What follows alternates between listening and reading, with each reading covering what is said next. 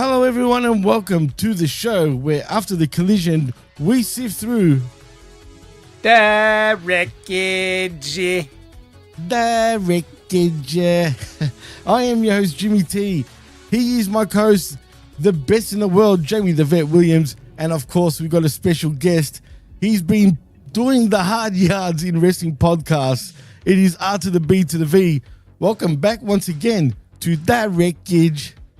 First and foremost, when I'm talking AEW, it is Dynamite Dick, because we're bringing that explosive energy that Mr. TK and his brand. But I got to ask the Hangman Army, what are you going to do, brother, when we got 13 hours of AEW to review? That's an understatement, Rick. And not just 13 hours of AEW, but goddamn another 20 hours of WWE. Vet, it's Christmas in July for professional wrestling fans. Tell me you weren't excited. You know, I just couldn't contain myself. I had to like shut myself off and just not watch All In. That was my only choice. I would have died.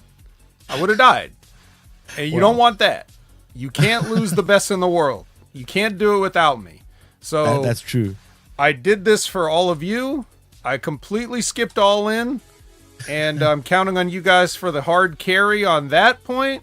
Just like I will usher you quickly through this week of final build to the great stadium event that was, I'm sure, a classic. And I've avoided most of the spoilers. So wow. I'll be surprised as you guys break it down for me later on.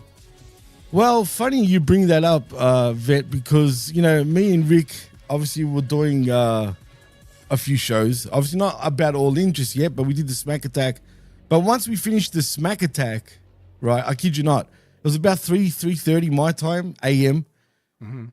All In pre-show started right after that. I didn't stop watching All In until after 11 a.m. my time. So that's just way too long, Tony. The 90-minute 0 hour? Yeah, I mean, how long did it go for about that? Probably even the 0 hour pre-show gets a 30-minute overrun. Ugh, man, ridiculous. I mean, Rick, don't you think it's just too much? Well, and too long? TK has been known for those marathons. One thing you cannot accuse the guy of is shortchanging you. Well, you're getting bang. You're getting your money's worth wholeheartedly. As we said there. We start recording at 11. They go live at 1 p.m. Eastern. They don't about 8:30. So we're at like 9.5 hours for that event. I will say a hat tip. My heart goes out to those individuals that were in that stadium for that long. Hey, they kept the energy up. There were a couple times you could tell where they pulled back. They relaxed a little bit on something they weren't hot on, but they revved back up. It was a hot crowd the entire time. For All In, another hat tip to Tony Khan and his crew production. Probably the best I've seen from them. The place looked magnificent, especially for that size. And there were some concerns where you have to hide some areas. The tarp emplorum wasn't obvious to everybody there. Great camera shots, great production. They did a hell of a job.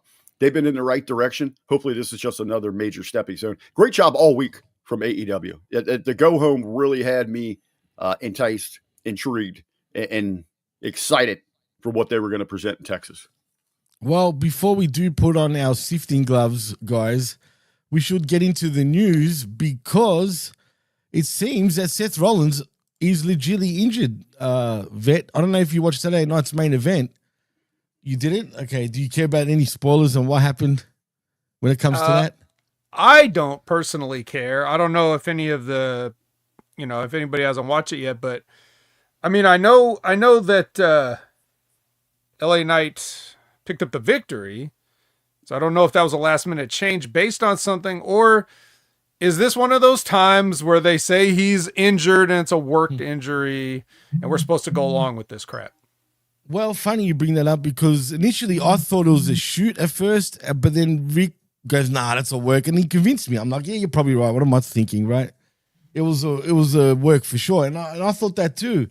But then once we got to the main event and we saw clearly there was 30 minutes until the end, right, to go, right?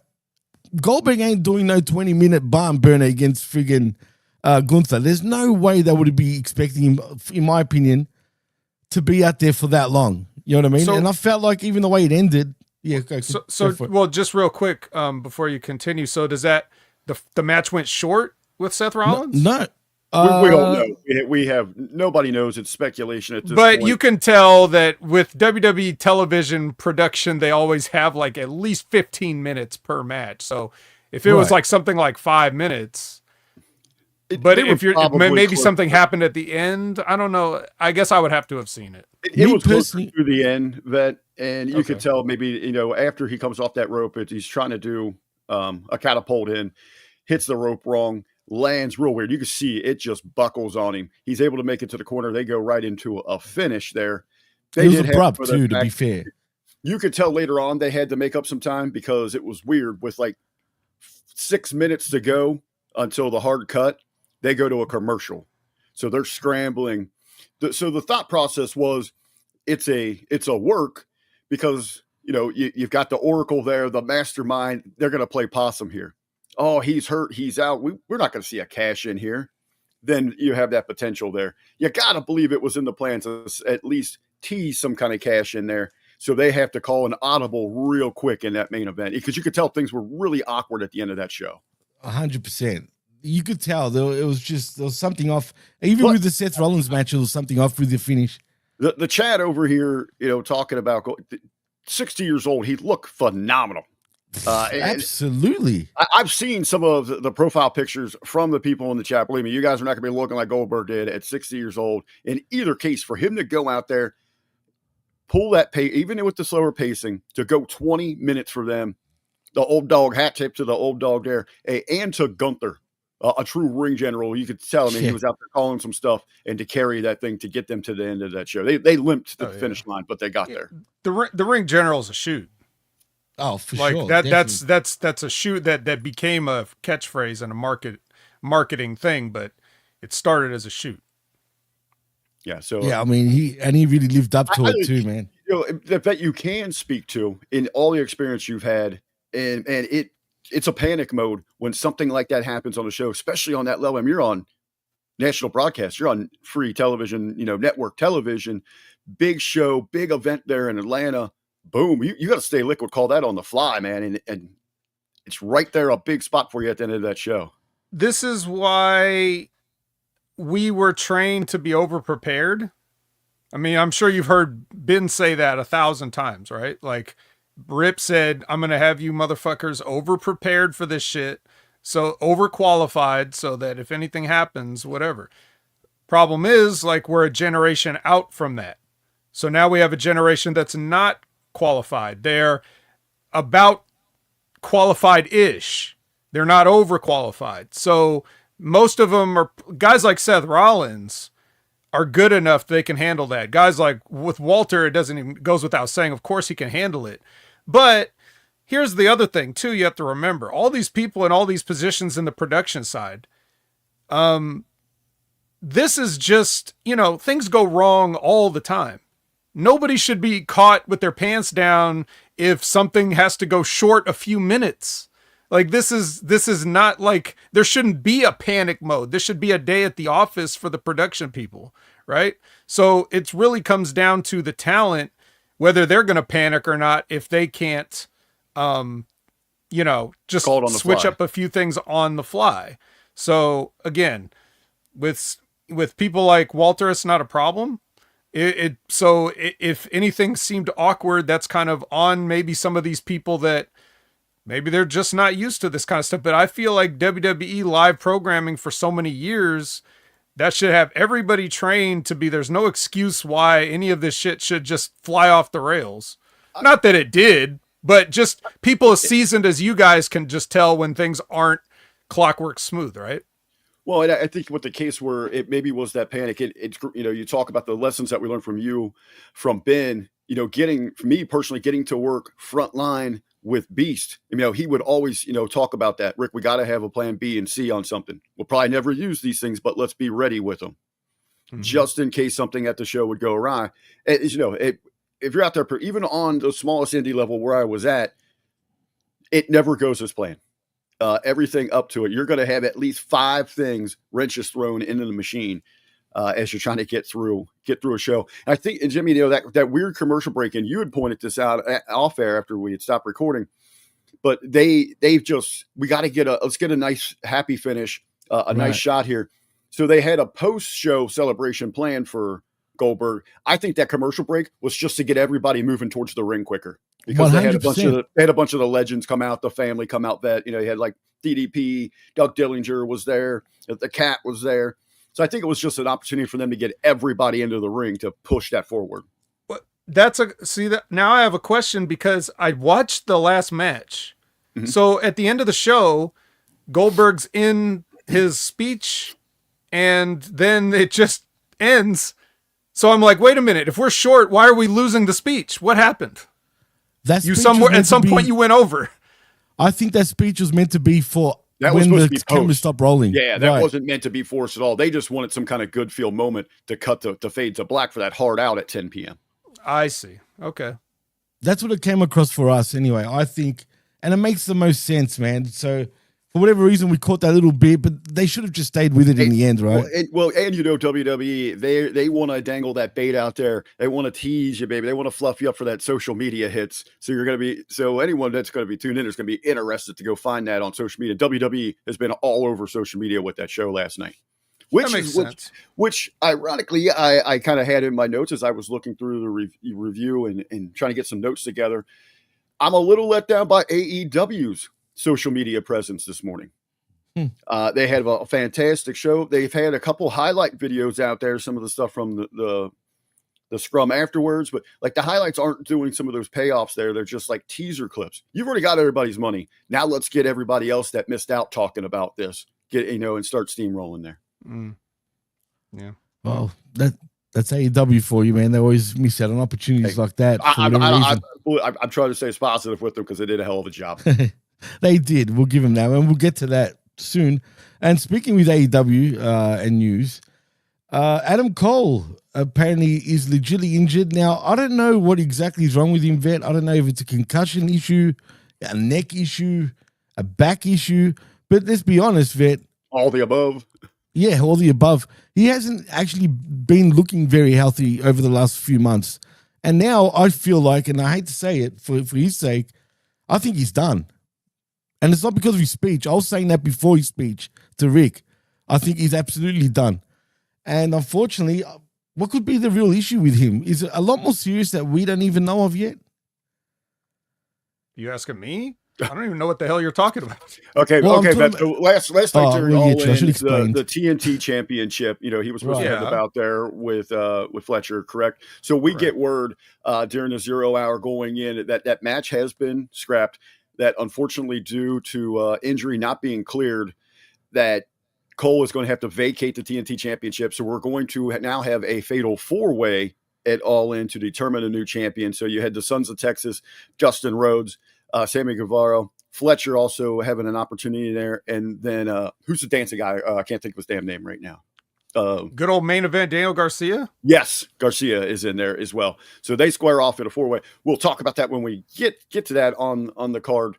Awesome moment there at the end, actually. But Cole out giving a very emotional speech there that for the time being, this is very, very serious.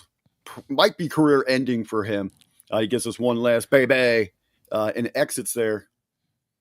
So my initial take there is, man, and I know the internet is coming at the guy. He has been a target of a lot of social media criticism over his physique, maybe not hitting the gym as much, maybe a little too many video game evenings instead of the workout routine. He's had this body for like 20 years. I understand. I get y'all that. I don't think that's the issue here. That guy has punched enough holes on a bump card for 3 careers, and he's got out there and done it, man. And you hate to see anybody have to hang it up like this. Obviously, a great deal of passion and love for the sport of professional. And he was wrestling. sobbing, man.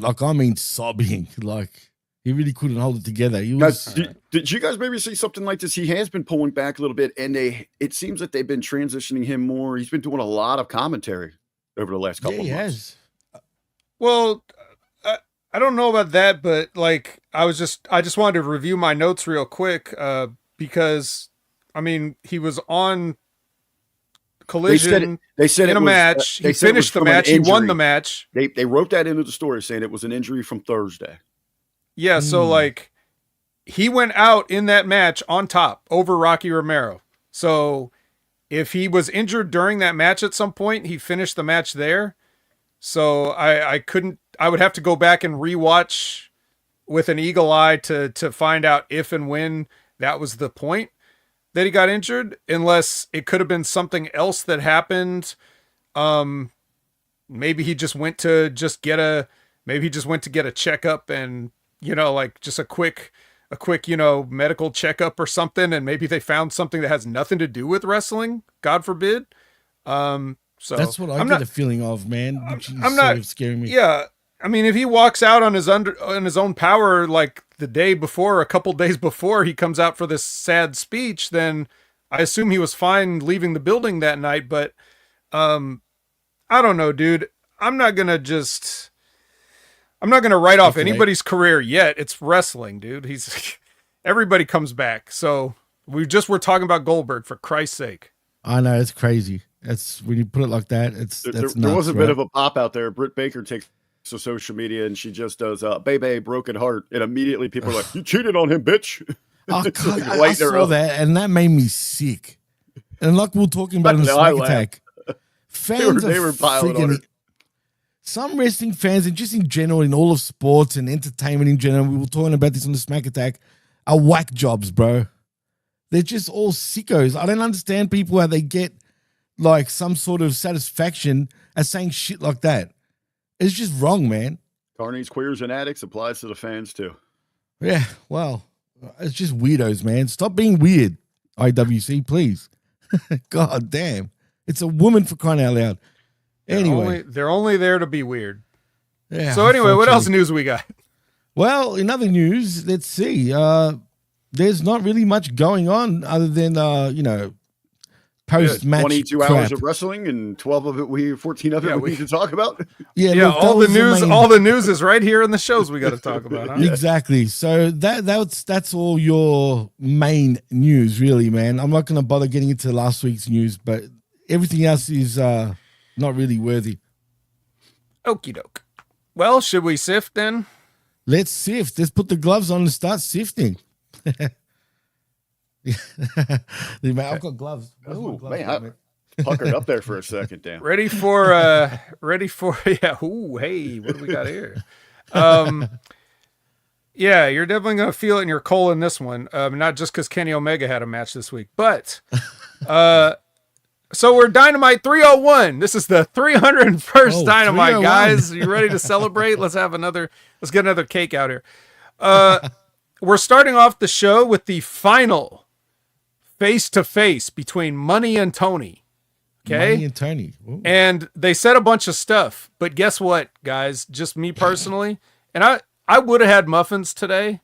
I'm more concerned with my figure than entertaining the people right now. So I didn't buy the muffins, but I need them. So if you got muffin emojis in the chat, please give me. But this whole thing made no sense to me. Reason why? We've already seen these girls scrap like 10 times. So like, why do I care if you come out here and just talk to each other now? You don't do it like this. Is the problem when you hot shot. When you hot shot, you run out of stuff and then you got to tread water for however long. And that's exactly it. You don't, I'm a big fan of no physicality. Like if I was, if Ali and Frazier got into 20 street fights before they had their first title match, why do I care if they lace up gloves now and follow rules? It just doesn't excite me. So to have these girls constantly jumping each other, attacking each other, just calling each other bitch, eating steaks, all this stuff, and then you just come out here and calmly talk to each other with wrestling promos, doesn't work for me. Did it work for either of you guys? Rick, you first. Absolutely not. You got it completely. You're right, but they've got it completely backwards, and they're hoping for this go home just to hit some big buzz phrases, have Toni go out there and drop some vulgar insults. If anything, going in, I thought it made Mercedes look weaker because it just obviously showed a flaw that she could not, hang in that arena with Toni. But again, Why aren't we starting with the verbalization and building towards the physicality? For a big match like this that's billed as one of your 3 main events, we shouldn't have had any contact out of these 2, especially when the other 2 were repeat matches. This is one of those you can dub as that first time, and you're eager to see what's going to happen when that bell rings and we do get to the fisticuffs. Yeah, 100%. And that's the thing about AEW, Rick, and as you already figured that out, they do things backwards, man. They literally, they're backwards. I don't understand why. And it's not a dig on AEW. I think it's like that saying, though, Tony just gets so excited to get to the physical stuff. And then when he's still got, 2 weeks to go, or, 3 or 4 programs to go, he's like, shit, he's booked himself into a corner.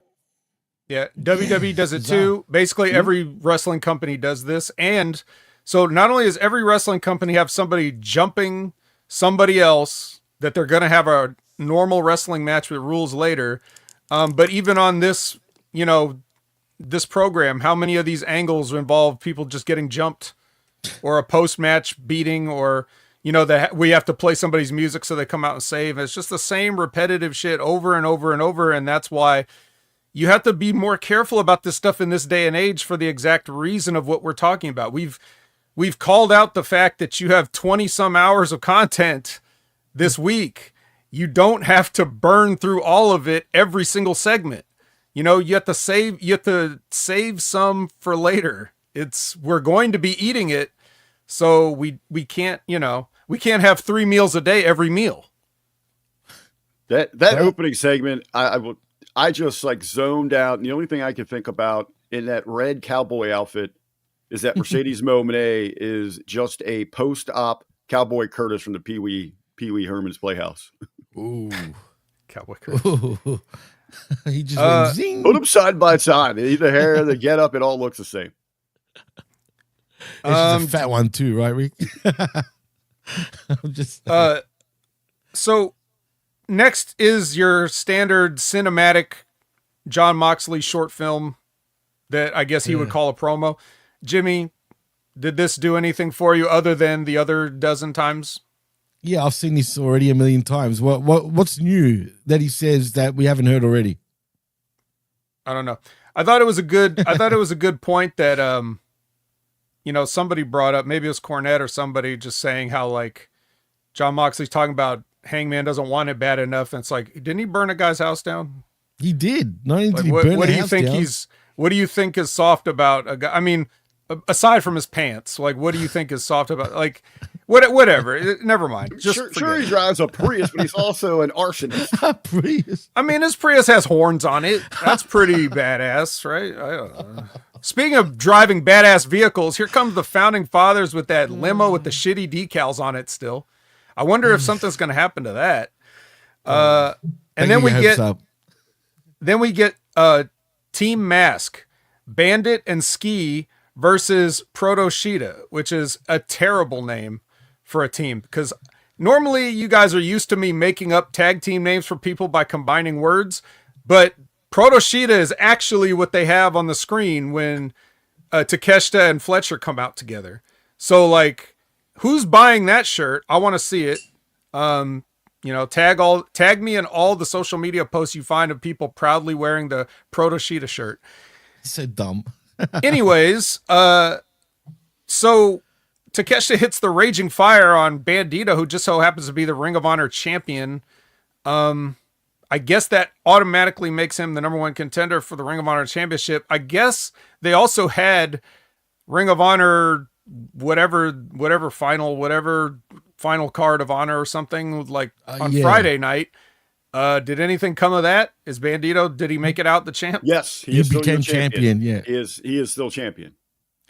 Whew, my goodness. Yes, he's you can champ, relax. right. You can breathe easy. Bandito. No deportation. Okay, got it. He's safe. He's got it. That's as good as a green card. He's having a belt. Working visa.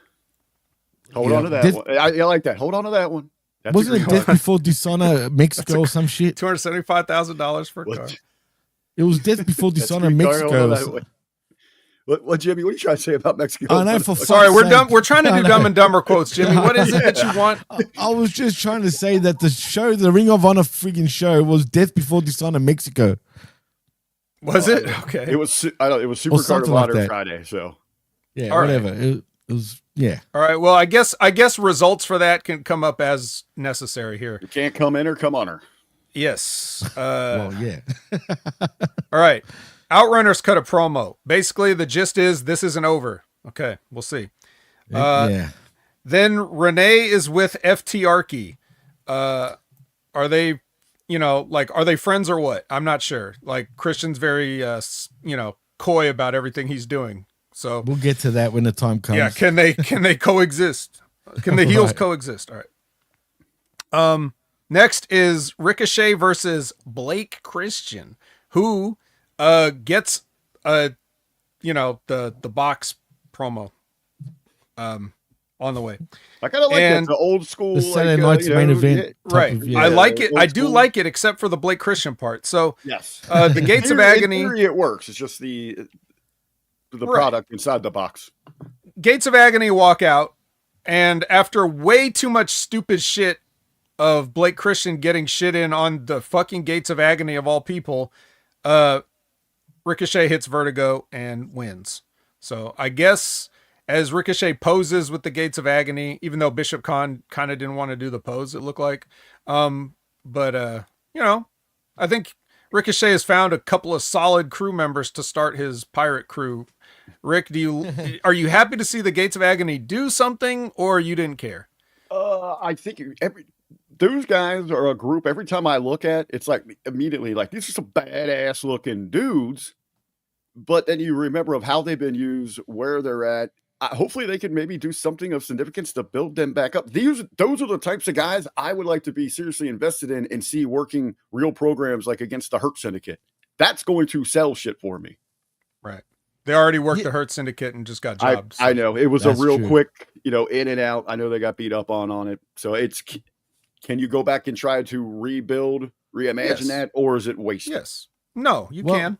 You can, especially if you just tell the story, Jimmy, that Ricochet has refocused their efforts, then that's as good as new, right? And I'm glad to actually say that we do see him again later on when we get to it. And I kind of like their look right now. They look meaner, dude. Like, I actually feel like they look like a real legit team this time round. Yeah, but like you guys were saying, yeah, they've got way more of a purpose even now because we do get to see him at All In a bit later. But like I said, we'll get to that later on. But I think they've got so much potential, and hopefully they do use them right because I'm a fan of theirs. Yeah, I mean, anybody that looks at them should be. So next is Renee and the Hurt Syndicate, and yada yada yada. But the main point is that the tag belts apparently were stolen. We're doing that gimmick. We're writing on the whiteboard, "Hey, stole your belts. See ya." You still left a note. That was nice. Yeah, dry erase boards. We don't use those enough in wrestling. So next is, I seem to have lost my place here. We get a package on Kenny and Okada, just in case you've been living under a rock for the past 7 years. Okay, now, here we get to the talkie talk. Now, when you tell me MJF and Mark Briscoe, two of the best talkers of all time, are going to have a talkie talk, I was hoping for a little bit better than this, but really, I'll just have to take it. Yeah, I mean, not that anything they did was bad or wrong. It's just like, I guess I just got my hopes up a little bit too much because it was like the bare minimum what we could have got. Okay, interesting take there. So that is very interesting, actually. What would you like to see that on if you're helping them out there, agenting the segment there? But where do you think it could add a little more power to it? It's not like, it would have to be something like very, very specific. It's not like I have like a, oh yeah, it should have been in general, it should have been this, but just like what they actually were saying. They even just the way Mark Briscoe said, "Max, I already know what you're going to say. You're going to talk about my brother." Like, okay, he did. And then you still like it just, what he even said was like, I don't know if Mark wasn't already mad, I don't know that would have made him mad. That was like the softest way you could go. He didn't actually say anything bad about Jay Briscoe. So I know what you're saying. I know what he could like we've seen MJF get way more disrespectful. And I know that the real guy, sorry to ruin everything, but I know the real guy is way more respectful than to want to do something like that. I certainly wouldn't want to go on TV and say anything bad about Jay, even as a work. Because the moment I say something legit, like disrespectful, even in a working way about Jay Briscoe, then I know Mark is going to be on top of me throwing the phoniest punches that ever existed. So it's like, if it can't be all the way real, I don't want to go there. That's what I'm always telling Ben Hameen, because Ben wants to always take it to the most real shit. And I'm like, but wrestling is so fake and lame that you can't, all you do by making it real is make it in bad taste. So that's why things like this are just such a delicate balancing act. And I don't think anybody really gets satisfied by it. That's just how I feel about it. But Rick, tell me how you felt, because I know you kind of put it over, and Jimmy, I want to hear what you think too afterwards. I inside of itself, I thought it was a little slow moving. I do agree with you now, listening to you lay it out there. That's why I love talking with you guys. Maybe a little bit more intensity, go a little more shoot style into it, especially in MJ up, like, dude, just freaking lay into me here. Up that intensity. The pickle stuff threw me off. It's been throwing me off as well, a little too, pro wrestling, tickle your balls, grab assy kind of stuff that takes me out of the moment when we should be like uber serious about this. But inside that, it was one of those things that we know we're going to get there. I think when those two are going to have that talky talk, we know it's going to come up. Something about Jay is going to be mentioned. How do they get there, though? To me, it worked. They didn't go immediately at Jay talking shit about him.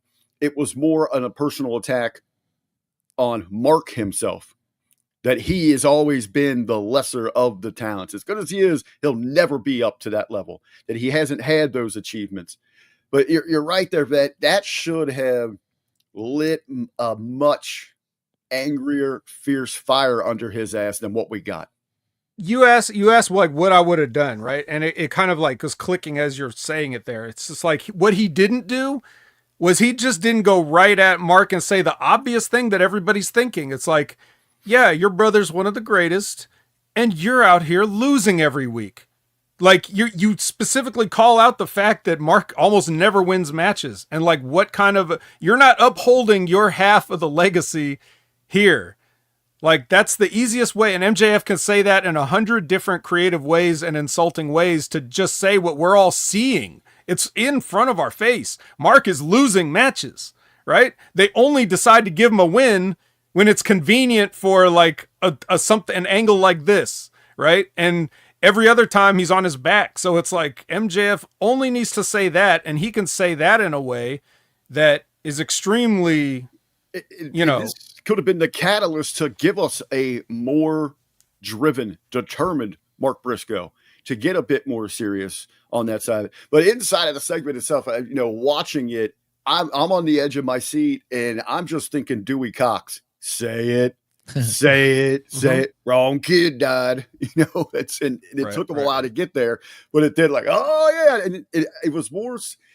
It was not so much the pop for in the moment of those two having the exchange is kind of just the smark in me about what it was going to do to the smarks online having a fit that they actually said something like that. Yeah, Jimmy. Well, what's the sad part about it now that I think back on it. First of all, for me, and before I mentioned why I said that, I think Mark Briscoe really took the way he delivered his promo. Yeah, he could have been more serious, but I think he looks at MJF kind of like that's cute type of deal without really getting too angry. He's just sort of looking down. It's like, Max, you just have no idea type of thing, right? If you know what I mean. That's how I took it, right? But in saying that, once we got to when they faced each other at All In, though, then forget this whole promo because it didn't mean shit. Okay. Because they didn't deliver on when they saw each other. They should have actually been killing each other.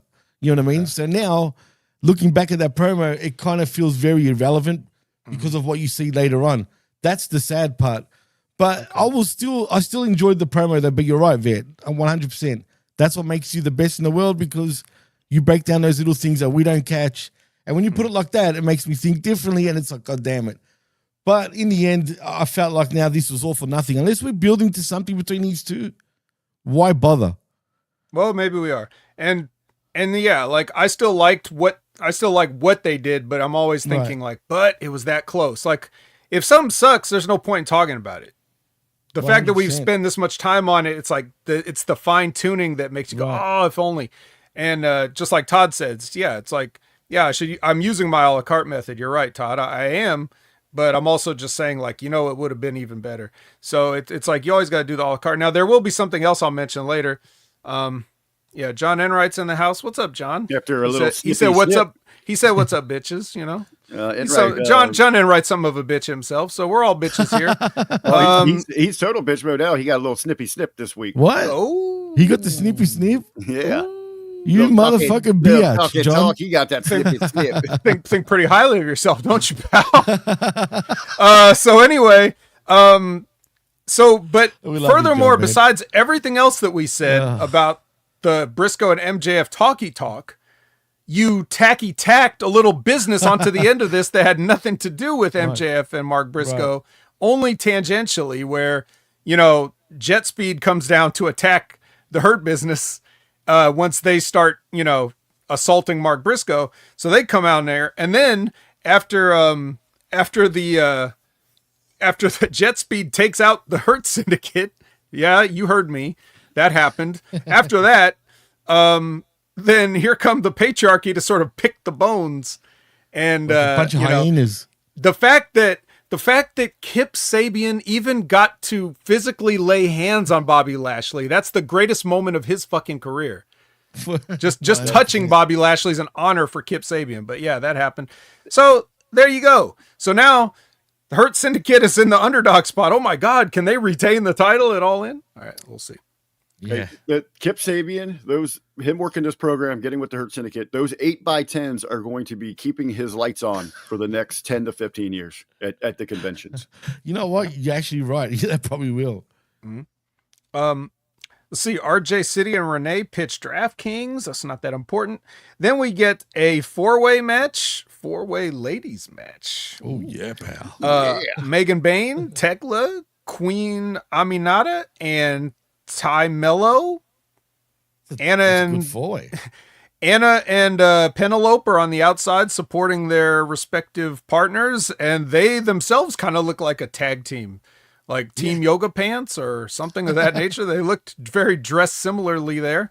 Maybe something in the future if they ever want to. But they fight each other, and while they're doing that, Megan Bain hits the Megan Bomb on the Queen, I think. Yeah.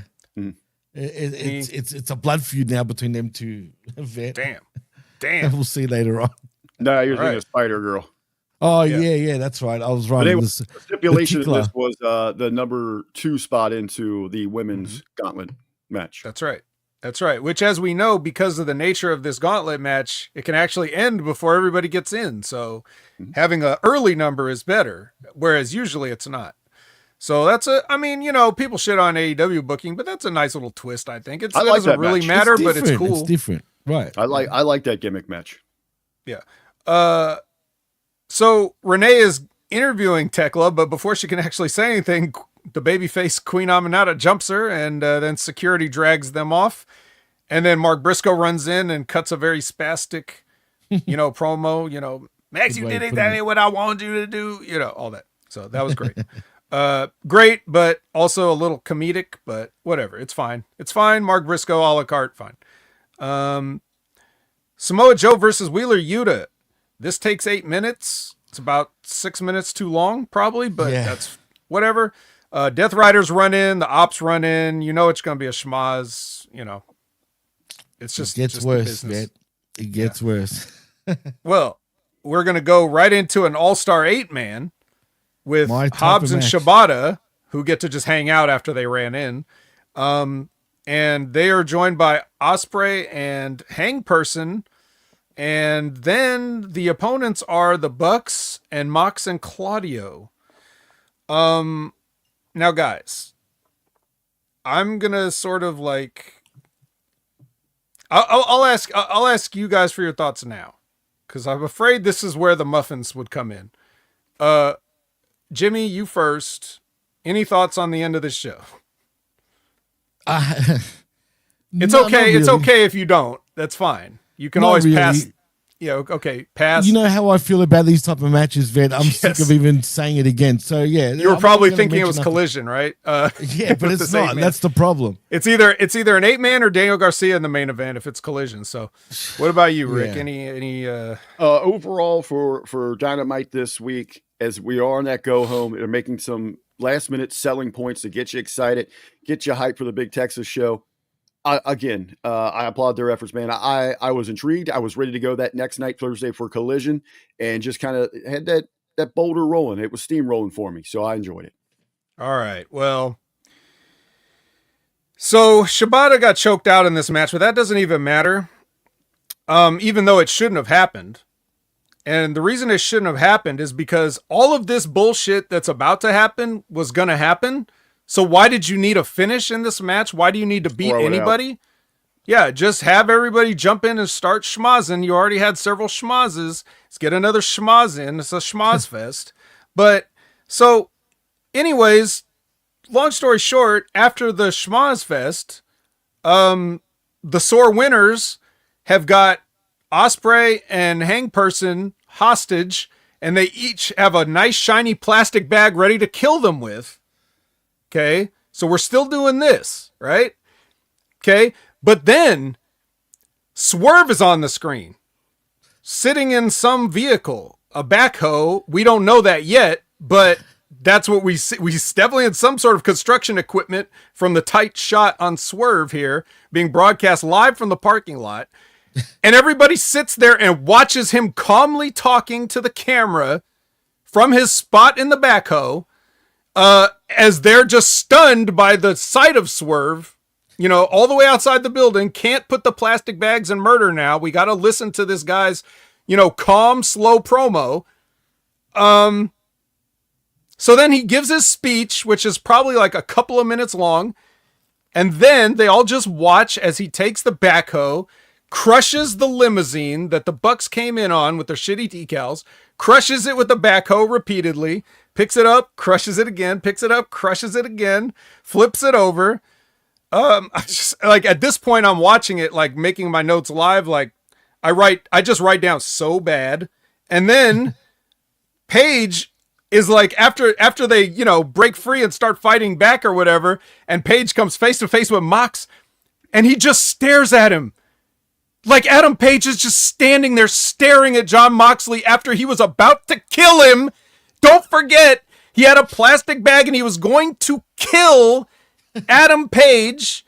And when Adam Page finally gets free of all this mess surrounding them, he stares at him with the bug-eyed thing that he always does, instead of just launching into violence. Remember, this is the guy that brought a cafeteria fork with him the other week and stuck it in his jacket pocket and could barely get it out. He's a fucking moron. So he just stares at Paige while the Bucks are out there like selling the limo. Like they're just go out there like, oh my God, our limo. There's glass everywhere. He literally says there's glass everywhere. And, so like my first thing is like John McClane from Die Hard. Glass? Who gives a shit about glass? And then Swerve, from another smaller thing, probably like a forklift, jumps and does his fake stomp on both of them while they're standing and takes an awkward bump on the pavement. This, people have given AEW a lot of shit over the years. The, famously Dark Order punches, like all these different historical things, the exploding ring. There's been a lot of not so hot moments for AEW. This was one of the worst 20 minutes of television I have ever seen on a wrestling show. They should absolutely, everyone involved in this should be absolutely ashamed to have even been in the building. Everybody on the roster, remember Kip Sabian who got to touch Bobby Lashley? He should have second and third hand embarrassment for being in the same building as this bullshit. This is the worst thing AEW's ever done by like a country mile. And that's just because it went so fucking long. Like, I couldn't believe how bad and long it was and how long it was bad. Like, it's insane how bad this was. And nobody would act like this. You know, so like, and even in a world where we all know wrestling's phony, this is some of the phoniest stuff I've ever seen. So, way to take it home on Dynamite. This is the definition of the wreckage, literally. That was a friggin' train wreck. It's like, well, yeah. Well, I mean, and we even got a wrecked car. And we got a wreckage, right? That's why I'm saying that. That's why this show is called the wreckage. The only thing they did right was crush the limo. But he didn't flip it. Like, it just got like halfway over and like stopped there. And yeah, and why were they staring at each other, like, for crying out loud? Like you said, man, this should have been absolute, like, you don't even think, you just attack. You know what I mean? But for whatever reason, I don't know, is it drama? Is that what they're trying to, like, capture? What is it? Well, this was on TBS. It's TNT. True, it's on TNT. TBS is very funny. Wow. In that case, it wasn't funny. That's the problem. You know what I mean? Well, So it was funny garbage. in the wrong, like, I would have laughed at it if I weren't so pissed. Well, there you go. You know what I mean? Yeah. Now, this is just garbage. And I had all week to get over it, and I fired myself up again. Well, that's all right. You'll get fired up again once we get into All In because it gets better. But Rick, well, at least I didn't have to watch that, so I don't know. Believe me, it gets pretty crazy actually when you think about it. What happens later on should have happened here, if anything. But Rick, what's your thoughts on that, man? Jimmy, we're in a business of talking in sound bites, and when there's a hot one like that, you just move on. Nice. Rick knows the business. That's it. And the answer to your question, Todd, is yes. Yes. So, Collision. This couldn't be worse. There's no way. No matter what they do on this show. I will say one immediate positive about Collision. I really enjoy when we get the back-to-back nights of AEW. I think that should be they're kind of get that, if they can work that in, try to get that as the program schedule. We're getting used to that now too, funny enough. So you might as well. I know there's going to be some difficulties when we run into contracts, especially with Major League Baseball postseason. When you get back around to it with the NHL, I guess the NBA won't be an issue going forward anymore. Well, but that did TNT. things. But it's always going to be an issue if you have your events on the weekends. So you might as well have it on a Thursday, because at least you're not going to compete with another wrestling TNA. So, hey, they're out there shopping. Yeah, they're shopping. Ooh, Right. Man. Wait whoever lands that big fish is going to be eaten. Speaking of eating, it ain't going to be in this match. It's RPG of Fletcher versus the Paragon. This is the match that possibly Adam Cole got hurt in, but it doesn't seem like it because Fletcher kicks out of the Panama Sunrise. Okay, that's fine. But he's going to beat Adam Cole's going to beat Rocky Romero with his boom knee thing. So if, like, just wrestling psychology as a wrestler, if we're putting this match together, if the finish is I go over on Rocky with my finish, I'm not even going to waste my secondary move on you to kick out of. I'll either beat Rocky with the sunrise or I just won't do a sunrise that night. I'm not going to let you kick out of the sunrise and then beat the guy with something else if I'm going over. So dumb, but whatever. Out the window. Yeah, and apart from all the other issues, that's why I don't like Adam Cole matches or him as a wrestler. Because personally, everybody says he's a nice guy. I have no reason to doubt he's a nice guy. I'm sure Adam Cole's a wonderful man who absolutely does not get the business. He refuses to be his size. And for a guy that's known for talking, I don't think he's that good. So, I mean, I just heard myself cut a promo better than anything Adam Cole's ever said a few minutes ago. I don't see why, not to put myself over, but like, I just don't, the one thing he's known for, I don't even think he's top 20. So, but that's beside the point. I don't want to pile on if things are bad for Adam Cole, but I'm just saying, like, this match is just yet the latest example of if I'm just watching this and I don't know if he's got some life-threatening condition right now, and I'm just watching this match, I'm like, fuck you, Adam Cole. So I apologize now, but I wish him the best. I hope he's fine. I hope he'll be back to piss me off later. But yeah, I hope you're right though as well, man. Any thoughts on this 6-man though? Anything? No, especially in the end, it's irrelevant, this match again, because of what happens later on. But yeah, I hope there is nothing wrong with him that we're not aware of. That's what worries me about him. Because say what you want about Adam Cole, like you just said, Vet. I'm sure he's a great human being, man. Yeah. I want him to have a nice, long video game streaming career on Twitch and YouTube. I don't know. A great human being, but apparently not a fulfilling lover. Well, maybe love's in the air again, but it looks at things possibly. All right. Well, exclusive post-Dynamite footage. It's a cinematic Moxley promo. So wait, you captured this fully produced promo with music? It had music this time. It was like, submit this to the Academy for consideration, submit it to the Cannes Film Festival, let everybody know you made this movie, John. What threw me off about this is obviously the delivery, what we get, because they're hyping us. We've got this footage here. If it's that hot, I mean, and Toni is supposedly this old school classic wrestling fan. And, as we saw at the end of Dynamite there, they tell me you watched the Attitude Era, but you didn't understand it kind of finish that we saw. Like, why aren't we leading in with that? Is we got this hot open, this footage that we caught post Dynamite to kick off Collision in the hottest fashion you possibly can. Then you start rolling on that final build. You're on the home stretch towards All In Texas. True, man. Yeah, Matthew Rodriguez in the chat wants to know, and he goes on to say, do you think Eddie Kingston was the perfect man to return in Texas with Bryan and Darby as the final surprises that leads to Mox losing? Should we answer that now, or should we say stay tuned? Stay tuned, actually. We got exclusive footage of our answers coming up later in the show. Yeah. Stay tuned, Matt. We're going to show it on next week's Wreckage, though. So tune in next week to see same Wreckage time, same Wreckage channel. Yes, that's right. Can you make it next week too, Rick? All right. So, new segment we haven't seen in a long time, actually, I think. Technique by Taz, where he explains the Místico armbar, which I believe is called La Mística. Well, it is La Mística.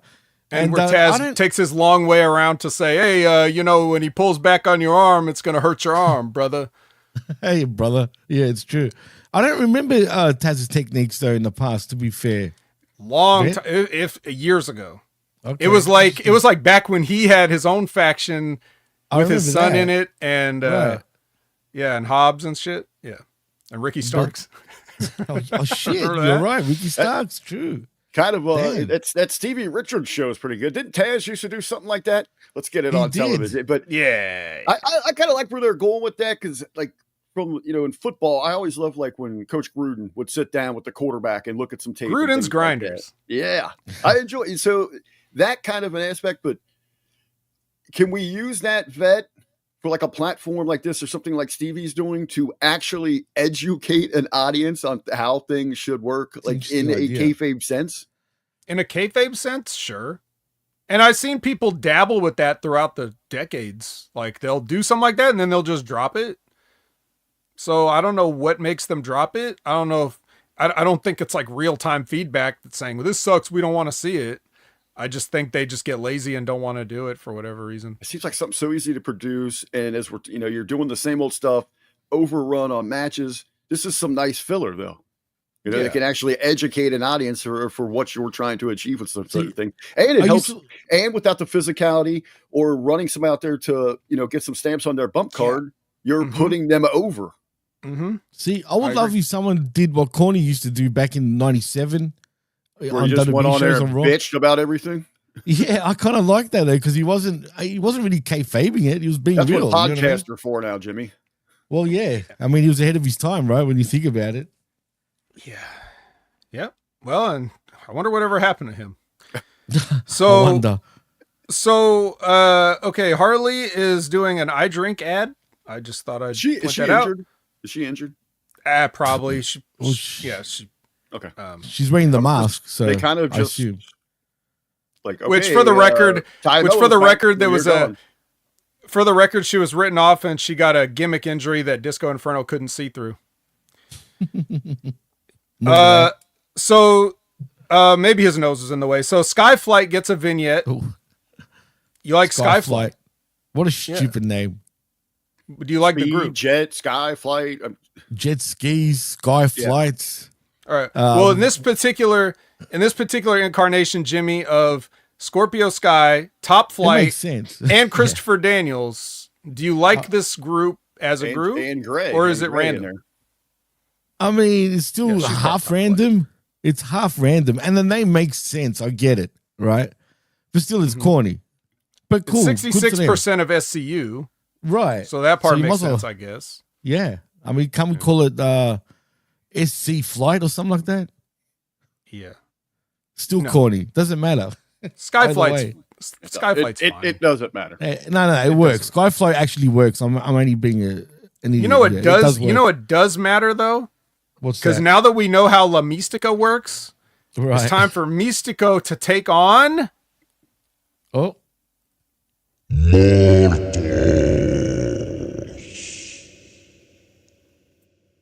Is that all right? That one. Yeah, that was good. That was good. Thank you. And you know what this is about, Jimmy, right? You know what this match is all about? Oh, that good big win, that good looking win, right before the pay per view. You know what I mean? That Strong strong win for win. Mystico. Exactly. Strong, super strong. Yeah. Now, I will say this: like, it was hard for me to tell when I was watching it.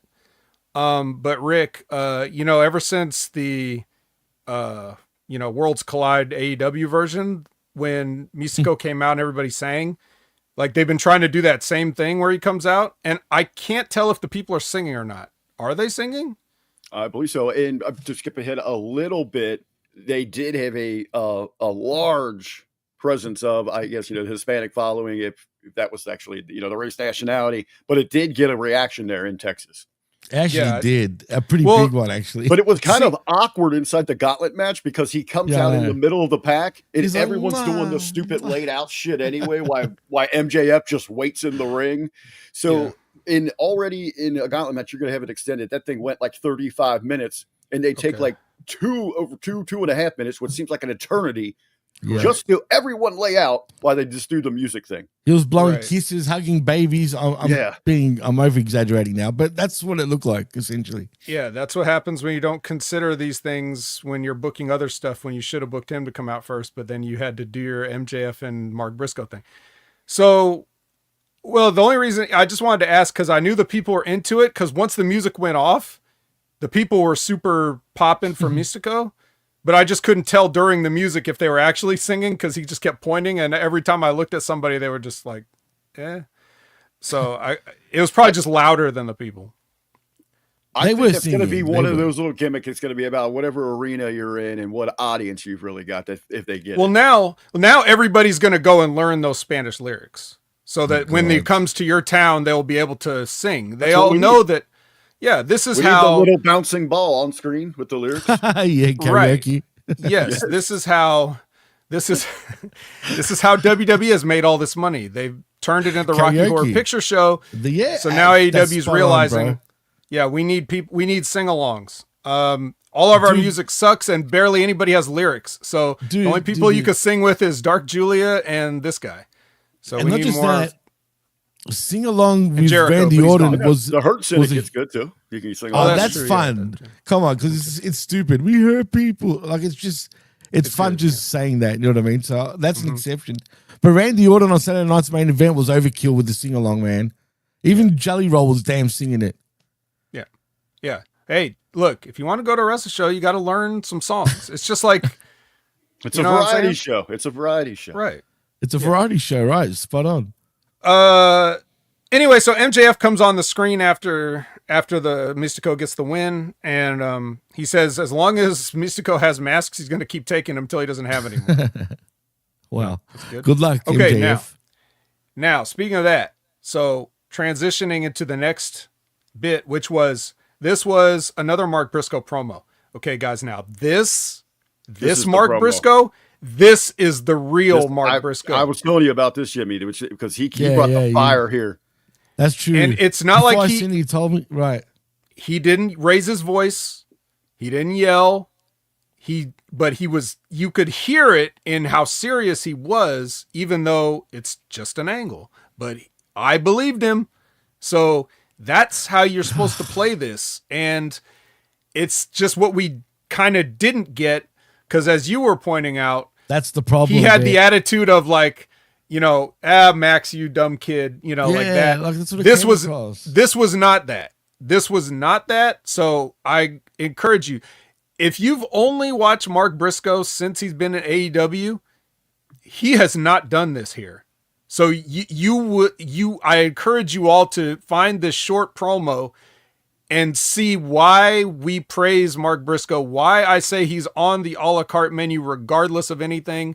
I'll always watch anything Mark Briscoe does. It's because of shit like this. And this is how promos are done in professional wrestling, period.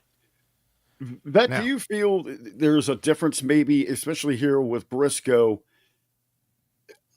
as opposed to cutting a promo live and trying to feed off that energy of the crowd? And here, though, we get a private setting. He can sit down, just collect his thoughts and deliver that, just hammer home that message instead of worrying about, what the hell a couple thousand people are doing or what the hell they're chanting or what they got going on. I understand what you're asking. My answer, I guess, is that Mark can do whatever. If you wanted him to cut a promo like this in an arena, he could absolutely do it. He could do anything. Maybe if it took him out of that element on Dynamite as opposed to what we got on Collision, because you're right, man. And I told you, Jimmy, like, this is the Mark Briscoe that's going to be the ass kicker that kind of let me down at All In, that it wouldn't have been on site. Right when he hit that ring, he should have double-legged Max and just started beating. But that's the problem now. That's what I mean. And that's the friggin' issue because I went backwards on this and I saw it after you told me and I saw All In first. It didn't hit the same, even though I know it was great. Like, don't get me wrong, but watching it backwards. Yeah, you want the follow-up, and that's where, now that's the thing. Like, even the greatest of all time can use a little bit of polish here and there. Like nobody's perfect all by themselves. Like an auteur, they all need a little bit of help. They need things done that they all can't, do themselves. So if I'm there on that night and I can just tell Mark, now Mark, remember, man, this is how we're going to do it. But if somebody else wanted something from him on All In day and they are not thinking of the promo he cut, then he's going to get different direction, right? So unfortunately, and that's what, like I said, that's what sucks about it because it was so good that the follow-up just didn't match. So this is like the ultimate definition of a la carte, right? Literally. So, yeah. like so the ultimate. So here's another thing from Dynamite. Hank Person, Renee ain't gonna get shit from him, obviously, right? No, of course not. You ain't the right person to talk to. Right. Then he walks into Swerve's dressing room. Will and Nana get excused. And then they go into this sit down face to face. And the only thing I sat there and I watched all this shit. I'd actually watched it with my face. I wasn't multitasking. I didn't do anything else. I just watched him say this. And at the end, all I wrote down on my phone was, save this shit for NXT and the CW. Because only a 14-year-old girl thinks this shit is drama. Get the fuck out of here with this whack shit, dude. This ain't wrestling. We just saw Mark Briscoe be wrestling. You ain't it. That's not wrestling. That's not manhood. That's not anything right there. No, it's a guy writing promos who couldn't get a job on a TV or movie idea of, whatever. Or worse yet, it's just Toni writing it. I don't know if either of these guys wrote it. That's sad. Whoever's responsible for this bullshit is sad. It's not as bad as what happened on Wednesday, but it's sad and corny. You know what it really needed, Vet? to really hammer home how serious they each were, they should have been sitting in those chairs backwards. Yes, I think so. That's when you know it's real and it's hard And to play heart. musical chairs after that. Jimmy, don't make a joke of this real situation that these guys are having a heart to heart. You can't make They're a joke. They're having a soul connection, and you're over here chuckling, Jimmy. That is inexcusable and inappropriate for what we're talking about. Oh man, why am I feeling embarrassed? God damn it. Kenny says, what RBV got planned for dinner today? Well, yesterday I had 3 to 4 meals during all of that wrestling. Lunch, late lunch, dinner, and snack. So for All In, I ate all out. I went and got all fast food. Nice. So for Evolution, I'm figuring in honor of the Battle Royal, I'm going to eat 20 tacos. That's not bad. That's not bad. Did you eat pizza too? No, I had wings and subs, remember? Oh, yeah. I thought you had pizza too. Maybe it was last week, but anyway. All right.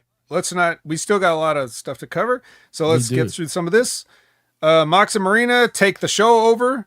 And by that, I mean they walk out and grab the mic in the live audience. And Marina calls Hangman a pussy. And that's the best part of this. Probably the whole show other than the Mark Briscoe promo. Then it's FTRK versus the Jet Speed Runners. I found it funny that in a promotion where it's like AEW, whatever arena they're inhabiting is like a perpetual crime scene where at any point someone could get kidnapped. There could be property damage, vehicle damage. You get stabbed. You get stabbed. You could get smothered. At the very least, you'll get jumped by somebody from behind, probably hit with a pipe. Any of these things is like always, there's always danger. Even the announcers could get challenged to tag team matches. You never know what could happen in AEW. And yet in this match, they work a false tag where it's like the Turbo gets tagged in for the hot tag and like the referee's like, no, get out. You can't. You didn't make the legal tag. I didn't see it. You got to draw the line somewhere. Bad. They really do, man. This is ridiculous, somewhere. Man. You can't have it fucking both ways. Why? What's wrong with this company? Goddamn Outrunners breaking the rules around here. Fuck me. Maybe in the 80s, guys, it was okay to just come in whenever you wanted. But here in 2025, you better stand with both feet flat on the apron, reach over the top, holding the rope, and make sure he touches all 5 of your fingers, Daddy. Anyway, Axon takes the kick splash combo from, Bailey and Kevin. And Knight. Yeah. So, hey, cool. Then Lexi's with AJ. No, not that one. No, not that one either. The fat one with the kids. He calls out the entire Callis family, I guess. He says he's going to fight them all. And he's backed up by, former and current and future Conglomeration members, Tomohiro Ishii, Hologram, and Kyle O'Reilly. So they're getting the band back together, baby. Can't wait to hear how this shook out. Big Stoke cuts a promo. Then we get a singles match. Katsuyori Shibata versus Gabe Kidd. It's weird. Teacher versus student. Yuta jumps up, and while he's distracting everybody, Shibata gets hit in the balls, and Gabe Kidd pile drives him. Then Statlander goes to the desk for an All-Star 8 woman. Yes. It's Willow. It's Mina. It's Queen. It's Rosa. Yeah, got to be a main event. Versus Megan, Tekla, Dark Julia. Or do you want to do the Dark Julia thing real quick, Jim? Dark Julia. Yeah. And Athena. And I thought the funniest part of this match was Dark Julia was in there just clubbing Willow for about 30 seconds while everybody got their shit in and their spots on the outside. And then as soon as she was done with that, Willow bowed up and gave her a powerbomb and beat her. And then there was a schmoz afterwards where every woman on the roster came out. Of course. But you know what? If you notice, is Dark Julia so dark anymore? She suddenly see the light. What's going on with her, man? Why even play along this gimmick? Pretty dark. And don't forget Dark Sky was out there with her. That's true. She's still looking dark, though, at least. Very dark. Very dark. And I like the look, too. Yeah, I agree with that. Hey, I'm not gonna complain. Nah, I'm just telling you. not. I'm just here to tell you the result. Willow bowed up after 30 seconds of clubs from Dark Julia and won the match. So. Willow's been a beast lately, man. I like Willow. She's lost She's lost a lot of weight too, but not a lot where she's like gone small now. She's that perfect sort of body for her size. Yeah, okay. I guess you guys say that.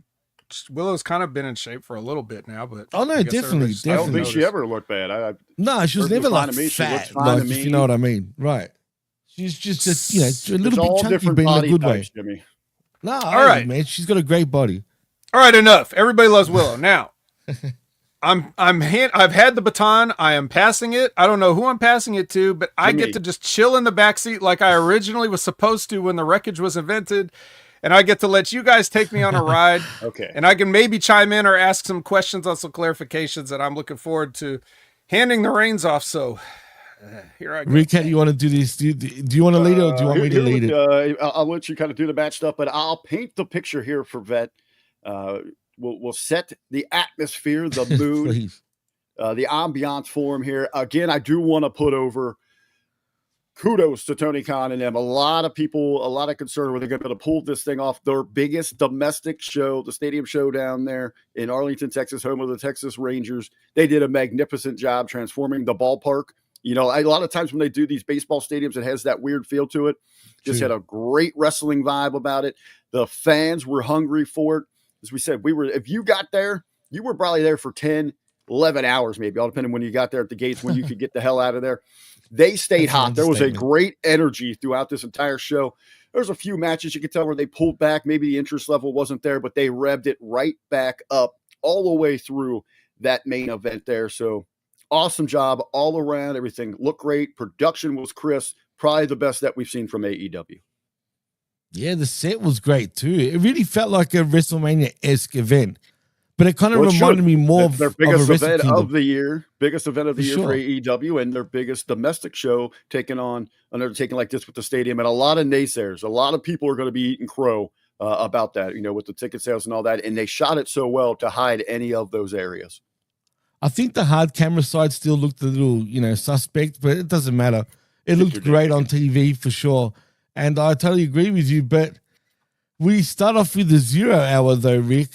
And now, I don't know if you watched the whole 0 hour. Did you end up watching it all? Because we did end the Smack Attack. Kind of, I was sort of not halfway through. I had it rolling while we were going there. So yeah, we've got a lot of the hype there. We've got who we have. We had the City Kid. You had Jarrett there. You had Show. So we got some name value there, hyping this thing up. Handful of matches. You just want to real quick pepper through these matches here, Jimmy, instead of breaking them down there for the pre-show. Yeah, I'm not going to break it down, but in the 0 hour pre-show, 3 matches. We did have 3 matches, and the first match was the Sons of Texas, pretty much the Von Erichs, defeating the Shane Taylor Promotions via Iron Claw pinfall. Cool moment, it was in Texas for the Von Erichs, and not much to say other than Shane Taylor Promotions lose again as per usual. Well, I think the bigger story there, I'm sorry, because there is something there. It's an 8-man tag vet. So you've got the Sons of Texas, Dustin, and Sammy teaming up with the Von Erichs. As of note here, by the time we get to that 4-way we were telling you about, it will be 3 matches in 24 hours for Dustin and Sammy. And they play that into the story. But you have Sons of Texas going over here. 8-man that we regularly get on these things, just a little over 7 minutes. To get the thing going. But the story was about Dustin and Sammy with all these different matches happening. Sounds good. Right, and there's more to that later on, obviously, when we get to it. Now you like this one. Your boy, Big Boom, was out. Oh, how much, man? Dude, was he he was in the ring jump out for real way quick too and much. watch this? Oh, please, go watch it. But did you feel like Rick Boom, Boom AJ, whatever the freaking hell his name is, man, he was carrying this damn match, it felt like. Well, I wanted to ask you guys about that because this is one of the areas maybe I've just pushed out of my mind here. What is the continued appeal with Big Boom AJ? I know a great influencer. They've had a little bit of fun with him, but to bring him in here for a big spot like this, And yeah, I mean, he was a very prominent spot in here. Kind of lost me here again, but I guess it's part of the shtick when the Suns get in there and start hitting their spots on some of the guys, especially, Rocky eating spots from these kids. Dude, that ruined wrestling. The finish to this ruined there's a lot, wrestling to me. This is where we pinpoint it, but it's right up there. And Vet, you would have loved this because get this, AJ's little fat kid son. Which one? Spears, was it the younger one? Yeah, the younger one. Okay. Speared one of I can't remember who he speared because it was irrelevant. Okay. He speared, got the finish, 1, 2, 3. Little fat kid wins the match. Oh man, who was it, man? It was should have speared Archer. That would have been the best. It was Rocky. Actually, or was it Trent? Yeah, no, it was Rocky. It was Rocky. It would have been way better if it was Archer, though, 100%. But yeah, but still, it was. Don't do finishes like that, man. They shouldn't, man. They really shouldn't.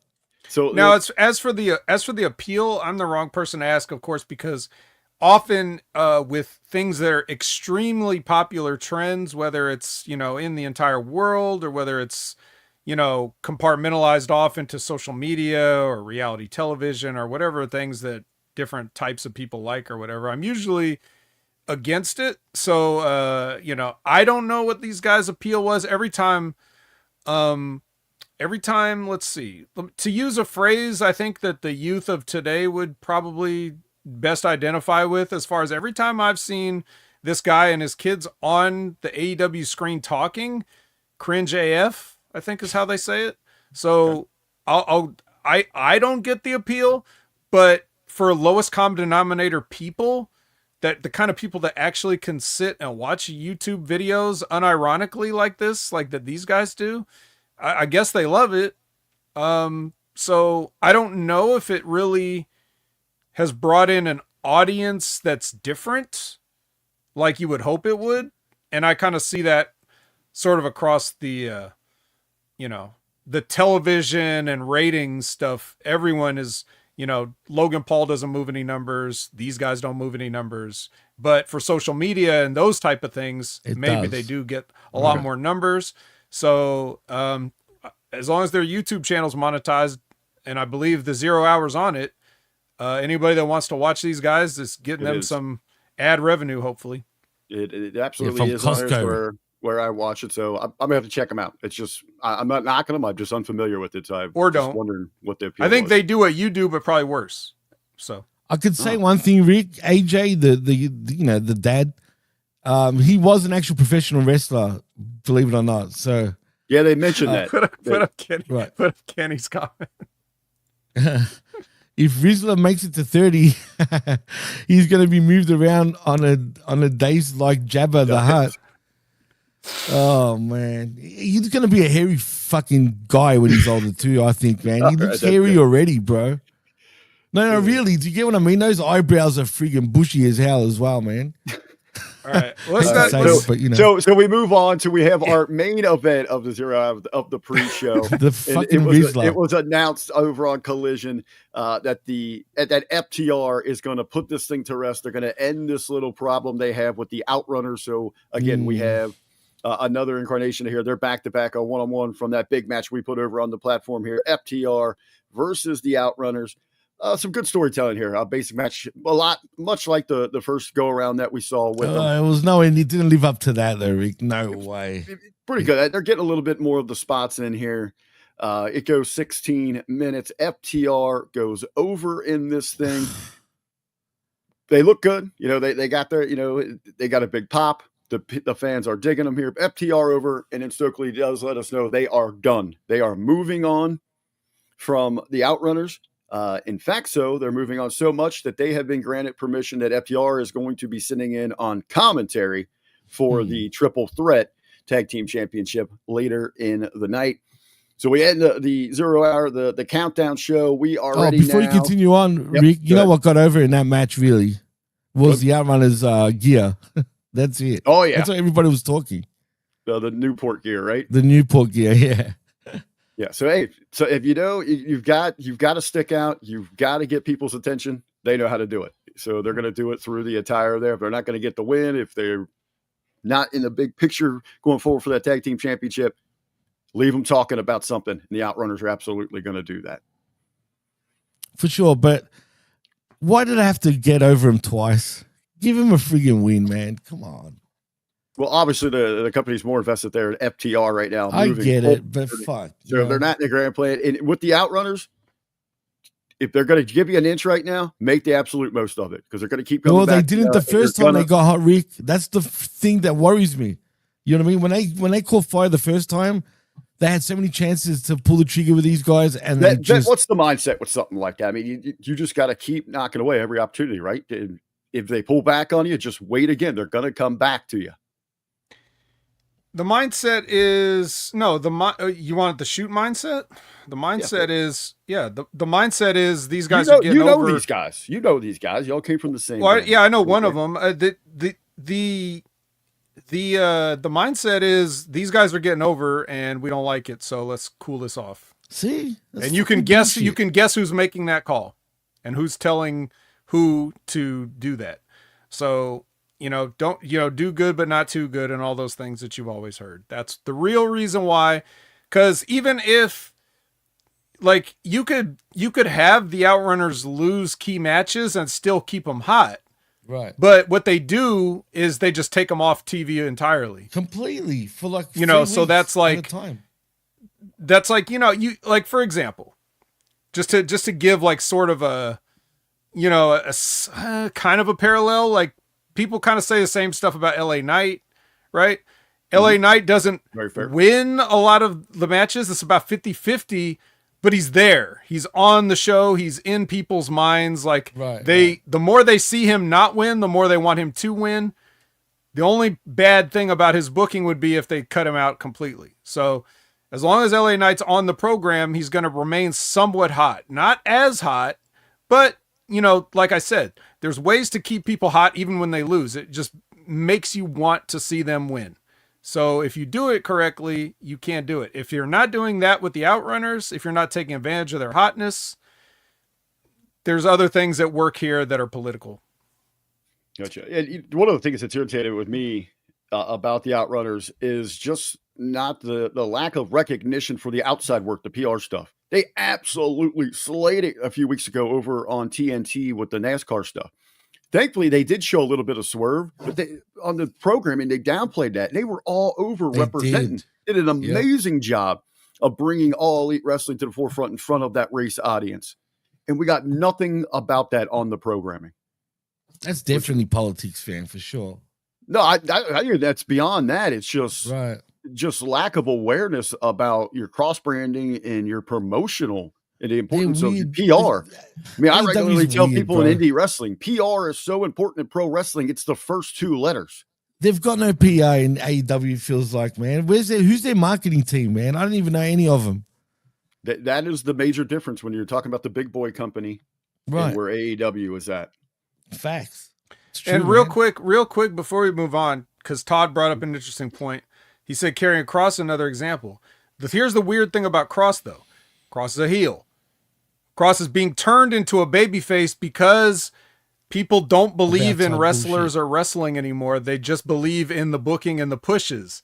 So when they see somebody like Cross that they're entertained by, they start cheering for. They're cheering against the booking rather than for the person. Right. You're supposed to think that Cross is a despicable human being. I love because he won't leave that wonderful guy Sami Zayn alone. So you're not supposed to like him, but because the fans are respecting him and they're respecting his work ethic, or maybe they got to know him through social media or whatever, they're doing that. But like that's one thing if the fans are doing that and WWE's not capitalizing on it one way or the other. But when we're talking about like raging baby faces that the people are ready to get behind as they're supposed to, and then you cut the water off, as Arn Anderson would say or whatever, then that's a little bit different. So not quite the same thing, but I get what your point is. Best in the world right there, man. Let me ask you, Fed, when it comes from that fan perspective, just a little aside question here for you, is you're talking about we're raging against the booking instead of supporting, the character. As a fan, is that the wrong angle to take with it, because I've said this a couple times to Jimmy in the last couple of weeks. If you're a fan of Kevin Owens and he's out there busting his ass to work as a heel, trying to get a negative reaction to enhance the show, but you just happen, I know Kevin on social media, I follow him, I can't boo him, I gotta cheer him. Isn't that counterproductive to what he's doing? You're not you love this guy, but you're hurting what he's trying to do. I blame the company on that though, but go Vet. Sorry. Well, you're right, Jimmy, because that's exactly where I was going to go. It's like the fans can't be wrong in a way. Right. No, you're right. If they're doing something, that's a failure of the promotion to be doing their job.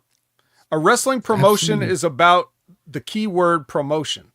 They're supposed to promote the people that they have under contract so that you will spend your money on them because you believe in that person or you want to believe. Let's say you don't really believe, but you want to believe. I know that wrestling is a show, but this guy seems genuine to me, so I will buy his shirt, I'll buy his toy, I will buy his poster, whatever, whatever. So that's the idea. If the fans are cheering for furniture instead of a wrestler, you have failed. If the fans are cheering the booking instead of a person, you have failed. So it's always on the promotion to sort of corral the fan interest and funnel it where you want it to go. I want to sell this merchandise, so I'm going to put a focus on these people. I want these people to be the villains. And how do we get to this point? The toothpaste is out of the tube. You can't put it back in, but it's just because the business is too exposed. And it only keeps getting more exposed. And just when you think you can't expose it anymore, they expose it again. So you have shit like LFG. You have shit like this Unreal show that's coming out. You have shit like every post-match press conference in AEW and WWE where you basically come out and says everything you just saw was fake. Don't buy any of it. You got people like The Rock going on podcasts talking about shit. It's just you can't, that you are just constantly that's where the promotion has failed where it comes to the fans, because you're not protecting enough anymore. It's not like you have to say, yes, everything we're doing is real, but you do have to protect it a little bit. There's some things that the fans are not entitled to know everything. So because the floodgates have been opened, that's where you get things like equity is so important in wrestling now. It's why if Randy Orton, for example, you can't turn Randy Orton heel because the people have just been with him for 20 some years and they love Randy because they know he's put the time in. Right. Exactly. They sing his song, like to your point earlier. Like if you turn him heel, nobody's going to believe it. They're not going to believe he hates Cody Rhodes or anybody else that you would turn him against. They just know, Randy Orton still entertains me. He does the RKO. I know that from memes because I'm a kid. I just... Yep. This is just where we are now. There's nothing you can do about it. But I don't want to, that this is complete other podcast series worth of talk here. We've got a lot to get through. I got to move on. I just wanted to kind of scratch the surface on that because we've been talking about it. But hey, Jimmy, so let's use this formula here. I'll hit the match. We'll talk the finish there. You chime in there a little bit about the action, the bell to bell, some of the things that we saw happen here, and we'll kind of keep that same pace that had to get us up to this point here in the show, because we're on a good timing pace. Is that all right? Yeah, absolutely, man. Absolutely. And we are on good timing. I was thinking that actually just 2 minutes ago. We got into the show here. We're going to kick things off. Our opening contest is going to be a trios match for the AEW Trios Championship. The Ops, Shibata, Powerhouse Hobbs, and Samoa Joe, the defending champions. They're taking on the Death Riders. Of course, this incarnation of the Death Riders made up of Claudio, Wheeler Yuta, and Gabe Kidd. Big opening match here. Very physical, as you would expect. Everybody getting their stuff in. A lot of heavy hitters in this thing, just throwing down. But we do see... So... it was because of post-match beatdown, right, Jimmy? That happened here on Samoa Joe got taken out. Yeah, the Ops do retain, but they win the battle, but possibly lose the war here after, because Samoa Joe gets a terrible, terrible ass whooping afterwards. Yeah, Twisted Metal season 3. Yeah, Oh, exactly. maybe. It's probably There- why. there- It's probably why. Yeah, more than likely, because the way they booked him, like at the end there, it looks like he's going to be out for a few weeks at least. Because it didn't look good, but it's all a work. It's not a shoot, obviously, but definitely he'd be going away for a while. Okay, But so does that mean Hook is ready to come back and kind of just slide back into that spot? One in, one I don't out. know, man. You know what? This ops thing needs to just go away, even at this point. I mean, has it really done anything really for anyone right at this point, other than get Hook concussed? Vet, Well, I and mean, I'm you're talking to you, looking for Vet, even some- particularly. I was just gonna say you're looking for some TV spot for quite a few people here. So I mean, the trios pairing has kind of worked. Yeah, but as the trios worked in general in AEW, I don't think it actually has.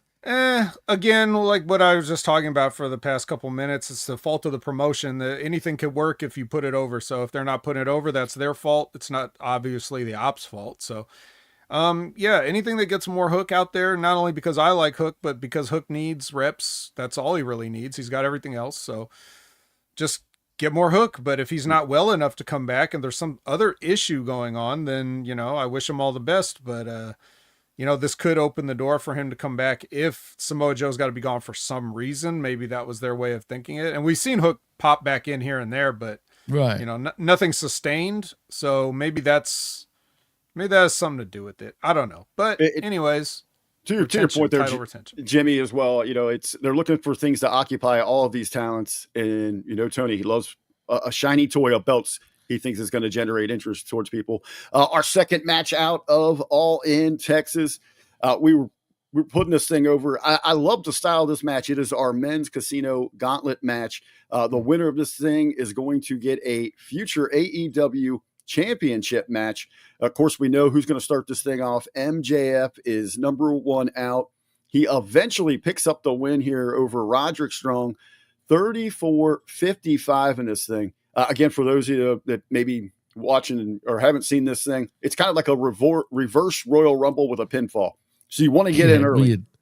You want to get in early. Whoever scores the first pinfall wins this match, and it can happen at any time. But until then, they just keep adding people. And which also is kind of unique about it is we don't know the time. I was going to increment. ask you that. So it Yeah, kind I of was gonna just ask you that. they randomly just throw out the time increments. We start getting that countdown clock, and we get a number of participants into this thing. Not just that, Vet, do you even have any idea what's the maximum amount of participants in this match over There the is years? none. Do you know?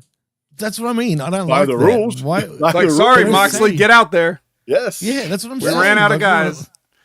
No, I don't know. Maybe there is, but because I would have no way of knowing if anybody ever hit the limit, right? Because Right, they that's what I'm don't. saying. They may have said it. I just don't remember. Like maybe there was one in the past where it was like 25 guys and they all got in.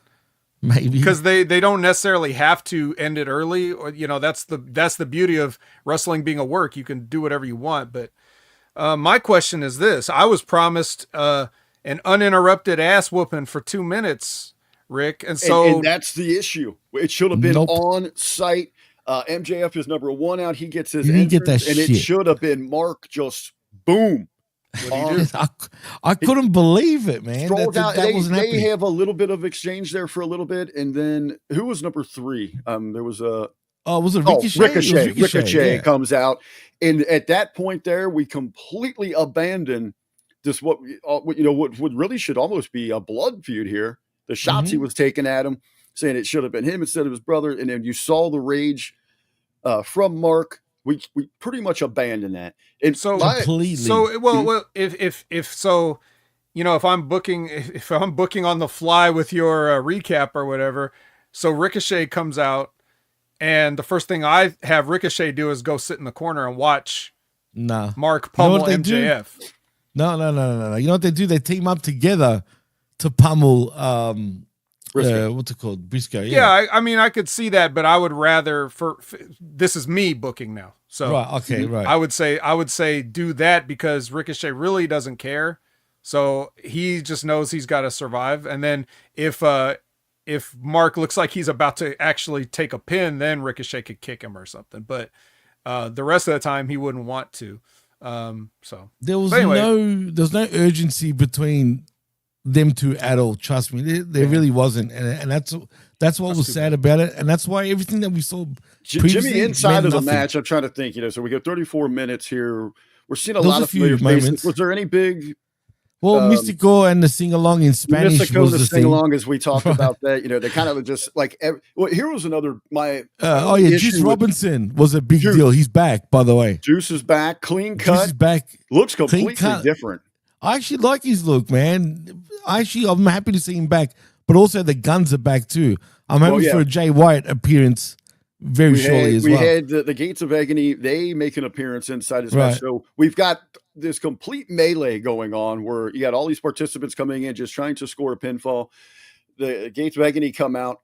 The guns come out. So now we have got like a side fight inside of this just outrageous brawl gun club, going on.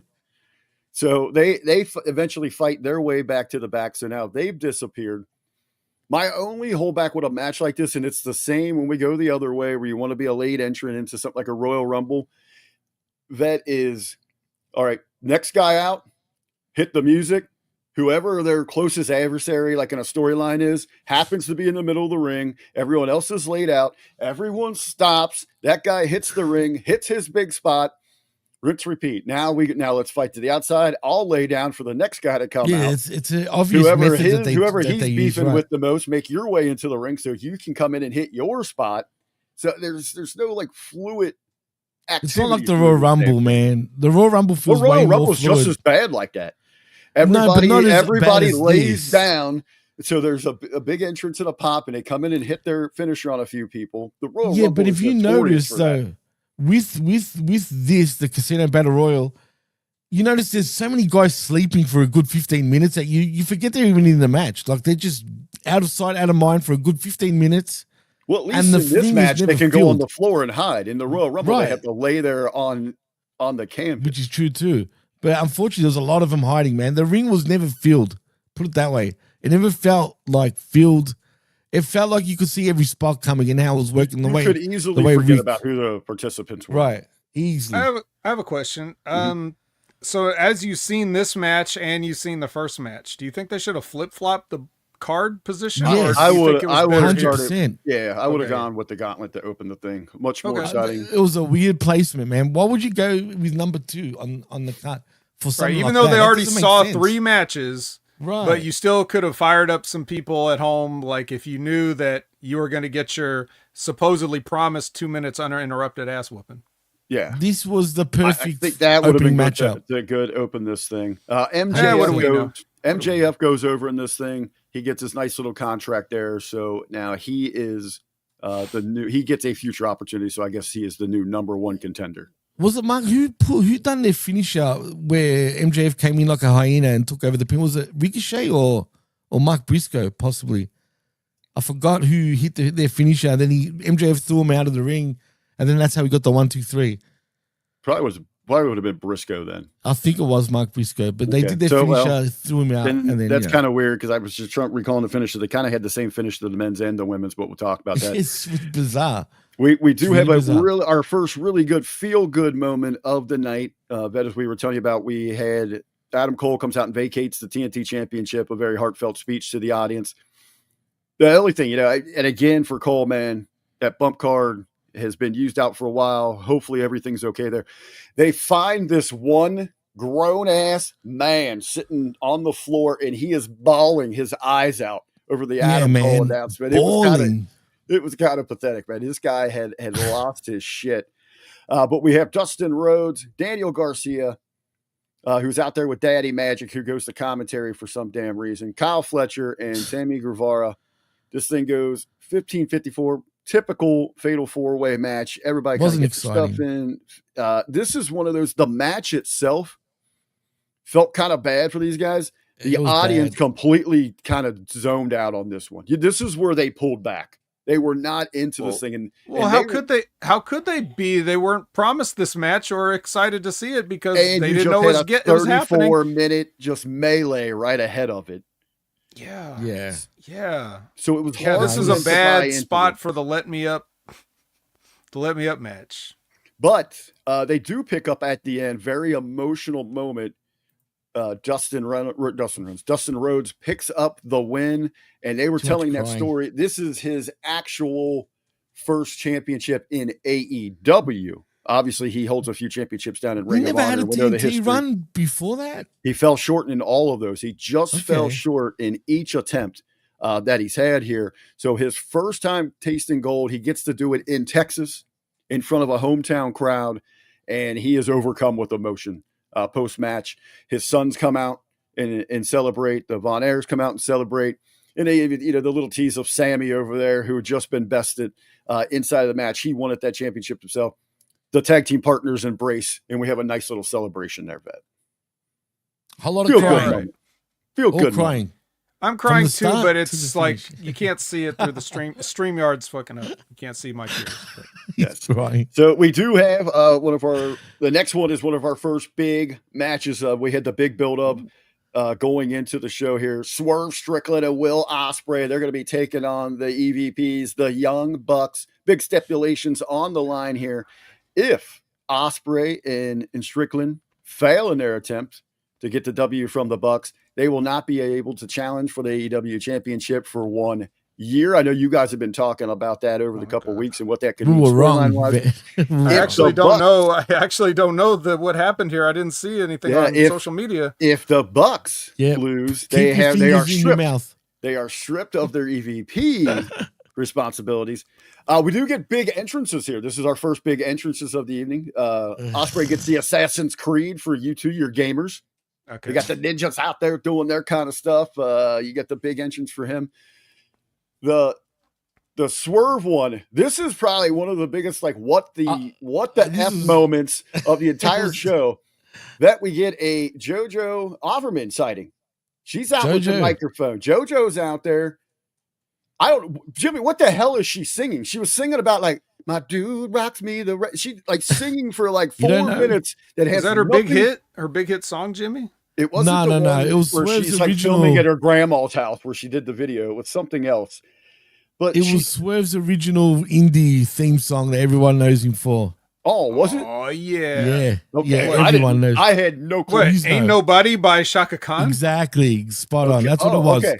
That's what she was singing. I am an out of touch white. I actually like that. I thought RBV. I thought you were saying. I thought you were saying she sang that video that she put out or whatever for some reason. I didn't know what she was singing. I had no idea. Surprised. I had no idea. Classic. Yeah, he used to. He was. That's when I first. That's when I first saw him. He was the MLW. Well, no, I think I first saw Killshot, but he was the MLW champion, and he was using that. And I was like, "How's MLW not getting all this shit pulled?" I said ninjas. For using this.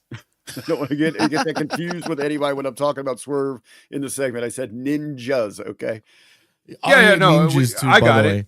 Hey, hey guys, check that shit out. If you don't know what we're talking about, I'm gonna hit too white or too young. She looked great.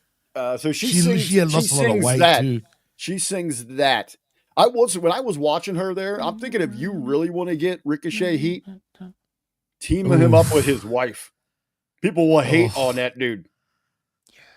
Well, she did say she wants to do more than announcing, so she wanted to GM or manage or something. Hey, they will hate on that dude if he goes out there and flaunts at that. He's going home and hitting that.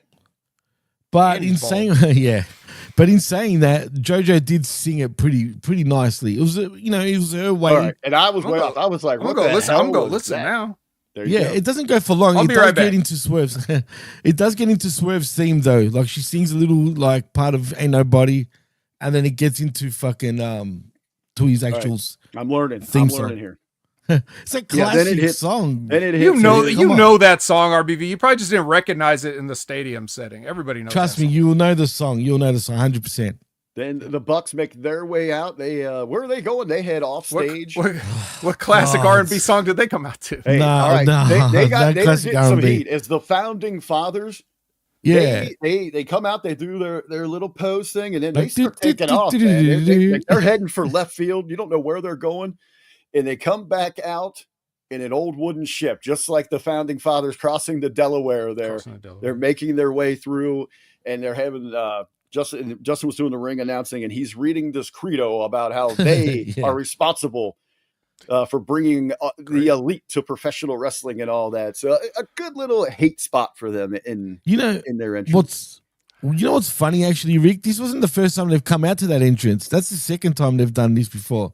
So it wasn't new. They should have added, just to make it different for the stadium show, part. they should have had wooden dentures and they should have carried like cherry tree branches. Yeah. Hey, those just Like Labrat says, founding mothers. But you can't chew gum during your match if you got wooden dentures in there. Ooh, I mean, you could take them out, then put the gum in to start the match. This thing, they're throwing everything. Falsies everywhere inside of this thing. Super everywhere. Everywhere. It goes 25 minutes, Jimmy. 25. I was like, by the end of it. So yeah, I mean, it's what you would expect. Everybody out of this vet, you know. Yeah, I can feel what this match was. Don't even bother ever.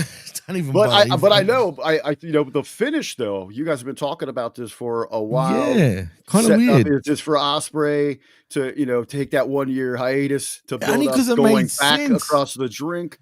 You know, and I think you could have had a great story even in the Owen Hart Cup finals. It could have been Swerve versus Ospreay, two of them that had to sit out. Who's it going to be? Right. But the EVPs are stripped of the titles. A big swing of power. Oh yeah, guys. power. You know, power. Abuse their rank. So just to be clear, nobody gets the EVPs. They're just no longer EVPs, right? That's right. Correct. Right. Like they're not fired. They don't have to go away, but and Swerve and Will are not taking their place in the company as EVPs, so they don't have to ride in limos or wear Jordans with tacks on the bottom. No, right. Definitely not Jordans with tacks on the bottoms, and they're just normal subcontractors. You know what would have been classic though? I'm going to even look if they were smart enough to do this. I'm going to head over to AEW.com. They should have listed the EVP positions on their careers section of the website. Oh, see, but are they smart enough to go that far? I don't know, man. I'm going to look at it. I think that would have been hilarious for them to do. But is Vet saying, okay, now who's going to take over those roles? Is that just open office space there? I think they just lost it. Like, I think Kenny gave his up. They just got stripped of theirs. Like, so Cody left. There's nobody left. To do all this himself? And he's still, I don't imagine how he could have ever done that. I would have definitely made all their merch like clearance down to $1 on Shop AEW. That would have been funny. I think smart though. You got what you say there. There's an opportunity to have some fun with this vet. You know, to have somebody slide into that. But they won't do it, Rick. That's the thing, bro. No, they don't. Their idea of fun is there's glass everywhere. Real glass. Well, we will have glass everywhere later on. Athena is now your women's number one contender. She gets a future AEW Women's World Championship match. 27 minutes. She outlasts an entire field. She gets the first pinfall there to win the match in the women's gauntlet match. With this one, that you had mentioned there in the week, we'd seen the entire women's locker room file out into the arena. This is one of the matches I would have liked to seen end short, where we see like, oh shit, this only got 5 women in and it's over. Because Jimmy, right, we had some people long returns that we hadn't seen for a while in this match. And we even had people making their debuts with the company. Who came back? So, who debuted? There was an Asian chick that debuted. That you probably know her. Yeah, Mina loved it. She was like the only reaction in the whole stadium that understood who the hell it was. And it was Alex Suri, if I pronounce it right. Suri? Yeah, Syuri. Hey, I know her. For the gauntlet, get me Siri. Yeah, not confusing at all. No. I know who that is though. She was like the top of Stardom for a while. She made a debut, and they made it seem like that. She's part of the company. Oh, and also Alex Windsor made a debut from the UK. Even though she's been around. We did a big ooh on that one last one, but Sayuri's not the person to bring in on a debut like this. This is the vignettes leading up to type person. No one had a clue, bro. I mean, no one reacted. I mean, I'm surprised they didn't though. The fans should have known her. It's not like she's just some like Mina. To put this in perspective, Mina Shirakawa would be like she would like in Stardom. Mina Shirakawa would be like a friggin' I don't know, Santino? not like a. I'm trying to think what's a good place on the card for.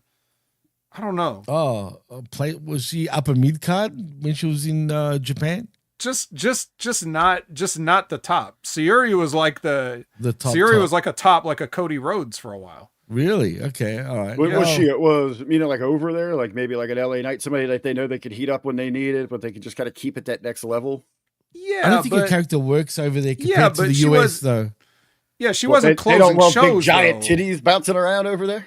She wasn't closing shows though. Sayuri was like main event champion, close the show, that type person. That you don't just throw her in a fucking battle royal.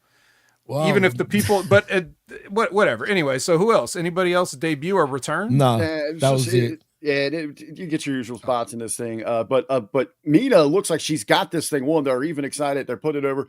Pin her, man. And she's going to pose. And then Athena hits her with that top rope, that Devastator, and picks up the win. But a good reaction for Athena. Crowd was really into that. Oh, the right woman won. And we said this too.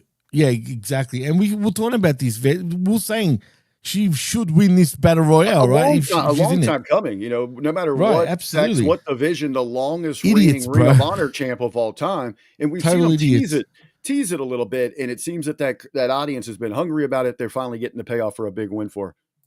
And I hope she does get the payoff that she truly, not just deserves, but has earned. Don't fuck this up. Well, you don't get this many opportunities where you've do-overs. Well, you've whatever she's done in Ring of Honor that everybody hasn't seen because they don't watch Ring of Honor, but that's been going on for 2 years. You're not going to do anything else ever again for 2 years. You don't have the attention span for that, so you can't fuck this up. Don't fuck it up. Anyway, so we fuck it up. After the big win there for Athena, we refocused our attention. We got tag team action. The Hurt Syndicate, they get a big special interest, and that was fun for that sing along. We hurt people. We get the entire stadium, thousands and thousands. We hurt people. Of course, they're taking on Jet Speed, who I got to say, at first I would just laugh at this team, but I have come to enjoy seeing them get beat up, especially at the hands of the Hurt Syndicate. Mm-hmm. This one kind of threw me, and you guys can maybe talk about the setup on this one. We touched a little bit, but the need for this to even be a triple threat. We get the patriarchy. It was never meant to be, Rick. With Christian Cage and Nick Wayne attempting to become the first father-son duo into this thing. FTR is on commentary. This match itself, to me, lost a lot of meaning when you made it a triple threat. When you got FTR involved into this thing, you add all the other stuff. It was just took a back seat to the Strickland Ospreay Bucks match. And this is supposed to be your focal point, your tag division. The Hurt Syndicate, one of the best things going in professional wrestling. Another backseat. Even inside of this match, they're not really shining. There was an awesome spot, though, where Benjamin was throwing suplexes like they were going out of style.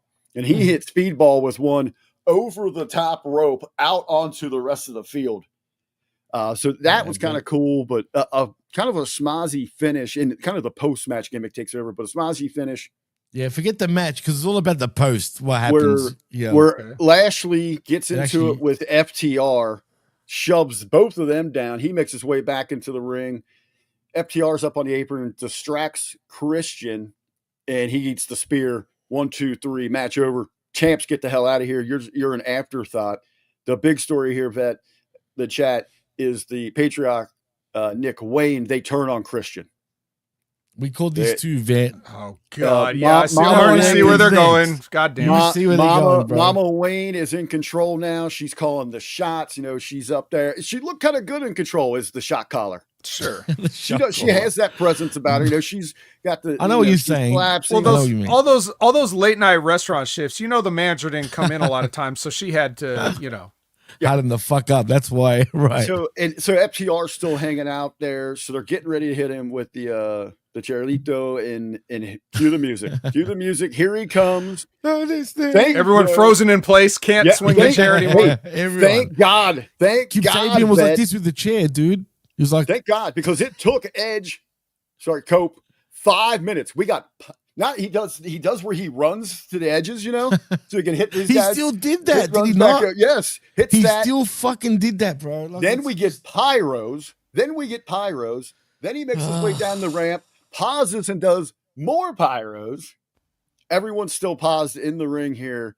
So he comes in and makes the save. He's got, is his Janus or what's his weapon? But he's got his bat with all the nails in it. Janus, it's, oh man. He's swinging it around. So I know this. He runs everybody out of the ring. He hits a few spots. He lays everybody out. He grabs Christian. Christian's coming to now. He's been out of this the whole time. He grabs him.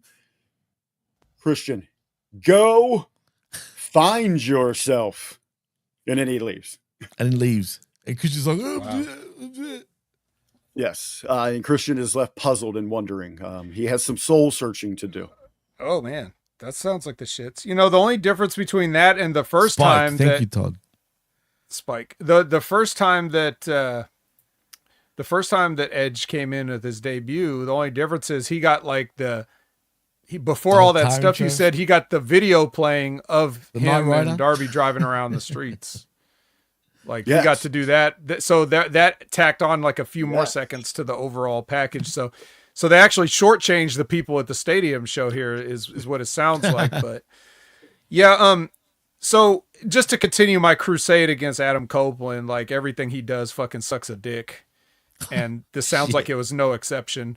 And, you know, I was like, damn, he couldn't even take the hint when he jumped off the top of the cage like a fucking moron and broke his leg to get out. And he just can't. He just can't. All right. He was kicking everybody too, mind you. Yeah. Just to show it Funny still enough. works. But Jimmy, I know you were saying, well, he was like, come on, dude, get to the ring. I was just like, what the hell? I know, man. It took forever, man. Like, I didn't get why everyone's just frozen his time. Like, literally. Well, like speaking of frozen in time, let's move on to the first of our big three main events. We broke down some of the backwards lead to this thing, but hey, it is go time now. Who's it going to be? Who's going to be walking out with all the gold in AEW for the women's division? It's timeless Toni Storm versus Mercedes Moné. Big entrances. Moné, Huge. of course, has to ride out in a car, convertible car, because that's what Eddie did. Eddie did it, so I got to do it every time. Viva la CEO. Yeah, Toni Great gets person to steal from in Texas. Yeah. Toni gets a big entrance as she comes down. Jimmy, the match stuff, I'll let you kind of break down some stuff here. You know what, Rick? Is it just me or I felt like this match could have been so much better, dude. I don't know if I was gassed by this point, and probably was that. And maybe I need to look at it again. But I just felt like this match, I was expecting way more because, believe it or not, this is one of the very few matches I was really looking forward to. I was looking for this one, and I thought they delivered pretty well in this thing. It was what I expected of it. They got the emotion down pat. I'll give him that. Like, it was emotional the way it ended and all that. That was cool. But I don't know. I was expecting more. The fans weren't really, at first they weren't really into it, but they did get into it a lot later on.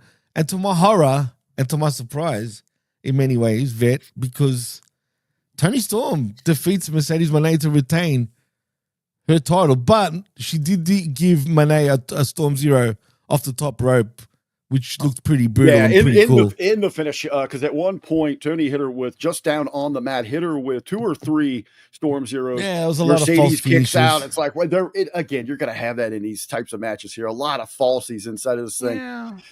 But Don't need to have it, though. I know, but it's just what we get. For Mercedes, she's not that. That's a Megan Bain type of wrestler, not necessarily Right. Mercedes. So you could have had different different ways to with everything you've got there, Vet. You know, Yeah, but the finisher, not as a heel. No. Toni gives her the kiss up there on Oh, the yes, the kiss. turnbuckles, and then hits her Nice. with That's hot. the second rope Storm Zero that finally puts down Moné. Real quick in the chat, I think might have been Lab Rat, but yeah, it was nice because she had the Texas Ranger cheerleaders bring out holding all the belts as well. So I mean, it was kind of Nice. That's a lot of belts. So right. And the best part about this, Jimmy T owes me $10 because Yeah, I had Toni you got it. in this thing. Because we're arguing about this, not arguing, but like he was saying, no way Mercedes is going to win.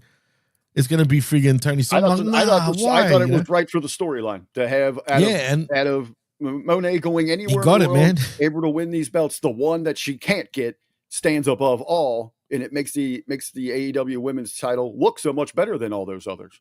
Yeah, Because but the only thing I don't like all now, her efforts just fell short. I just feel like now all those championships that she's got is just so meaningless now. They were anyway. Can you name I know. That's right. You're right. TBS and the C Mill. Well, yeah, This is one 100%. Of those. I agree. See, now, there's obviously you could tell whichever story you want, and there's ways that you could go with this. So if you want to tell the story of like Mercedes can't win this title, and then you go into a downward spiral of losing all these titles back. Oh, that'll be cool if that's the case. Right. However, she did lose one of those titles already, so that even is a little bit cheapened because she had the New Japan Strong one, and they should have waited to drop that back to whoever it was. I forget. Now, like after this match, that could have started. Now, I like that, and you start showing those on your television about how things are unraveling for her. Yeah, and then you can either make her go more crazy, right? And then you take the fans' temperature. See if the fans start getting on her side the more she loses. Nah, that would bring heat. That surely would bring heat. Well, it depends. Look, a talented, again, the promotion, whatever the promotion wants to do, if they're good enough, they can do it. Obviously, AEW's not or hasn't been to this point, but I'm just throwing it out there as like an idea of something that could be done in the right hands. That's a good idea. I actually like the sound of that. That would be pretty intriguing. Will they do it? I don't know, but let's see. It's wishful thinking though, V. You know it. That's what burns me the most. The fact that you say something great like that and it's simple. This would be an opportunity. Like since you're going to be stupid anyway, this would be an opportunity to do even a better version of what they were trying to do with Baron Corbin. Oh, you know, where God. Like Mercedes used to have like everything. She used to have the steak dinner, you know, but now and then it's just like, and then eventually it's just a steakums. It's just a chicken sandwich, yeah, and then by the end it's the can of SpaghettiOs, you know, just on a plate. Oh no, bro! Oh no. Yeah, and then she tries to open it with the can opener, and the can opener breaks or something. Like, you know, just she can't get into it. Like, why would you even come out and sit out here if this is what's going to happen? But that would be whatever. Brilliant. So, nah, don't do any of that. That was horrible. That's a rib. Don't do it. Anyway, so Toni retains. That's interesting. Yeah, I'm glad. Hopefully the match delivered, but the fans really were behind Toni though, for real. Yeah, I should have been. Am I wrong in this? I mean, from my assessment, I don't know. You were right, man. Toni is still one of the, if not the most over acts in AEW. She is. Even though I'm sick of it, she actually is, though, man. I'll give her that credit for sure. Okay. So do you agree, Vic? All around, it was the right call to me. I know you guys have been talking the other way there. We've got our number 2 of our 3 main events that put a lot into this build here. This is a very storied feud going around the globe, back to New Japan for these. Let me ask Jimmy. I'll ask you this to you first here because you guys have been following us. You're a New Japan guy. You've watched these guys from the get-go. A lot of the fans were sour on this go around. It can't match anything that they've done. This isn't worth watching in 2025. I thought these guys, it was going to be different. Sure, it was going to be different than what they could do 10 years ago. Yeah, it was, and it very much was. They're in 2 different spots, a different company, a different direction. Right. But I like the story. They came out here and put on one hell of a performance. Yeah, look, it wasn't. Look, they're five people. If you want to talk about the story a little bit in the match. Well, the story is, there's no real story other than their rivals that goes way back. You know what I mean? That's the story pretty much. You know what I'm saying? It's not like a hate per se. Well, a little different here that Okada's like really leaning into the heel persona, right? Yeah, but I still, forget all that really. It's still about their past. I mean, wouldn't you say really, Vet, when it comes down to it? Yeah, in New Japan, you could, a lot of times the story would be like the best, the matchups over the years, like how many times, just like in sports, like every time, like the Yankees or Red Sox, Peyton and Brady, some to that effect. It's like, it's because of the sport presentation there. It's like these guys are going to necessarily meet a number of times. and it becomes the story there. So the story there at that time was kind of that, like, Okada was the top of the mountain and Kenny was almost climbing it and getting kicked down. And then he finally, it was like, try once, try twice, third time.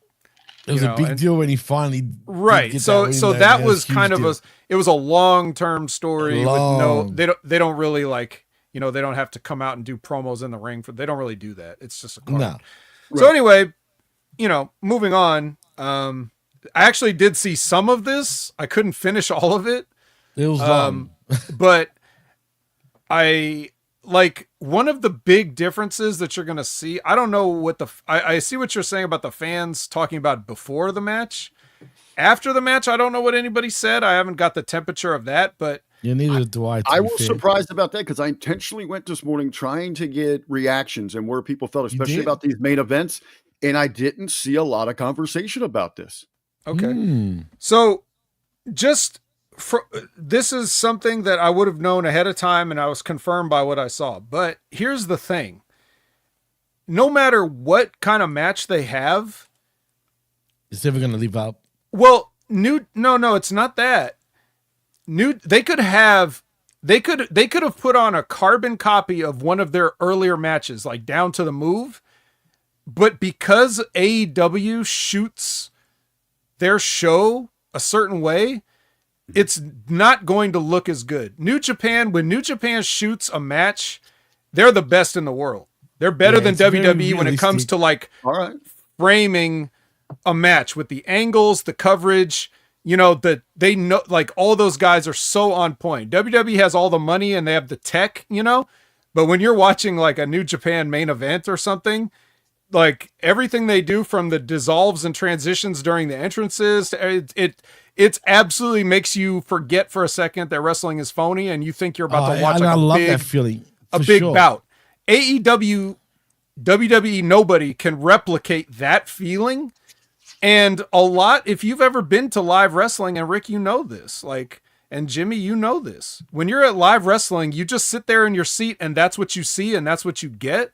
And then you go and you see the angles and the stuff on TV, and it's a totally different deal because they're working to make everything look the best it could possibly be, whether it's covering somebody's inabilities or just making sure that it looks the best in the frame. Like, look how awesome this shot is. Look how awesome this angle is. When to do it, when to cut.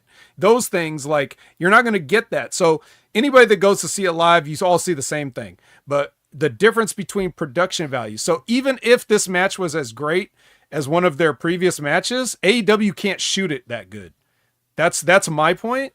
But that's from what but from what I saw of the match, I watched about 25 minutes of it or however long. I don't even know. It's still going. Still didn't finish it. Yeah. I got a freeze frame on my screen of Ibushi going like this at ringside. But I mean, I've been saying for as long as I've been on HMG or whatever that Okada's the best professional wrestler, top to bottom checklist in the world. I don't see anything different here.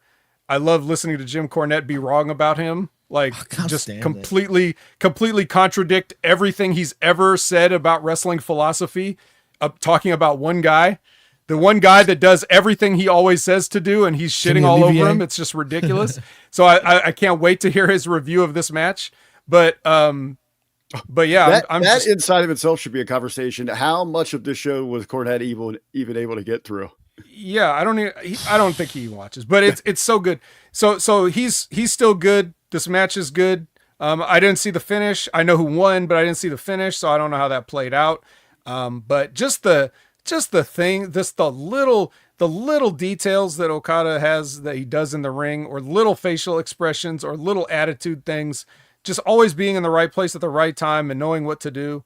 And Kenny just completely, like, he hasn't had a big match in a while, so him delivering on his stuff, knowing everything he's been through and everything, like, nobody should have been disappointed. The only disappointing thing is that this is kind of not in the middle, not in the smack dab middle, but it's kind of in the middle of a lot of other stuff.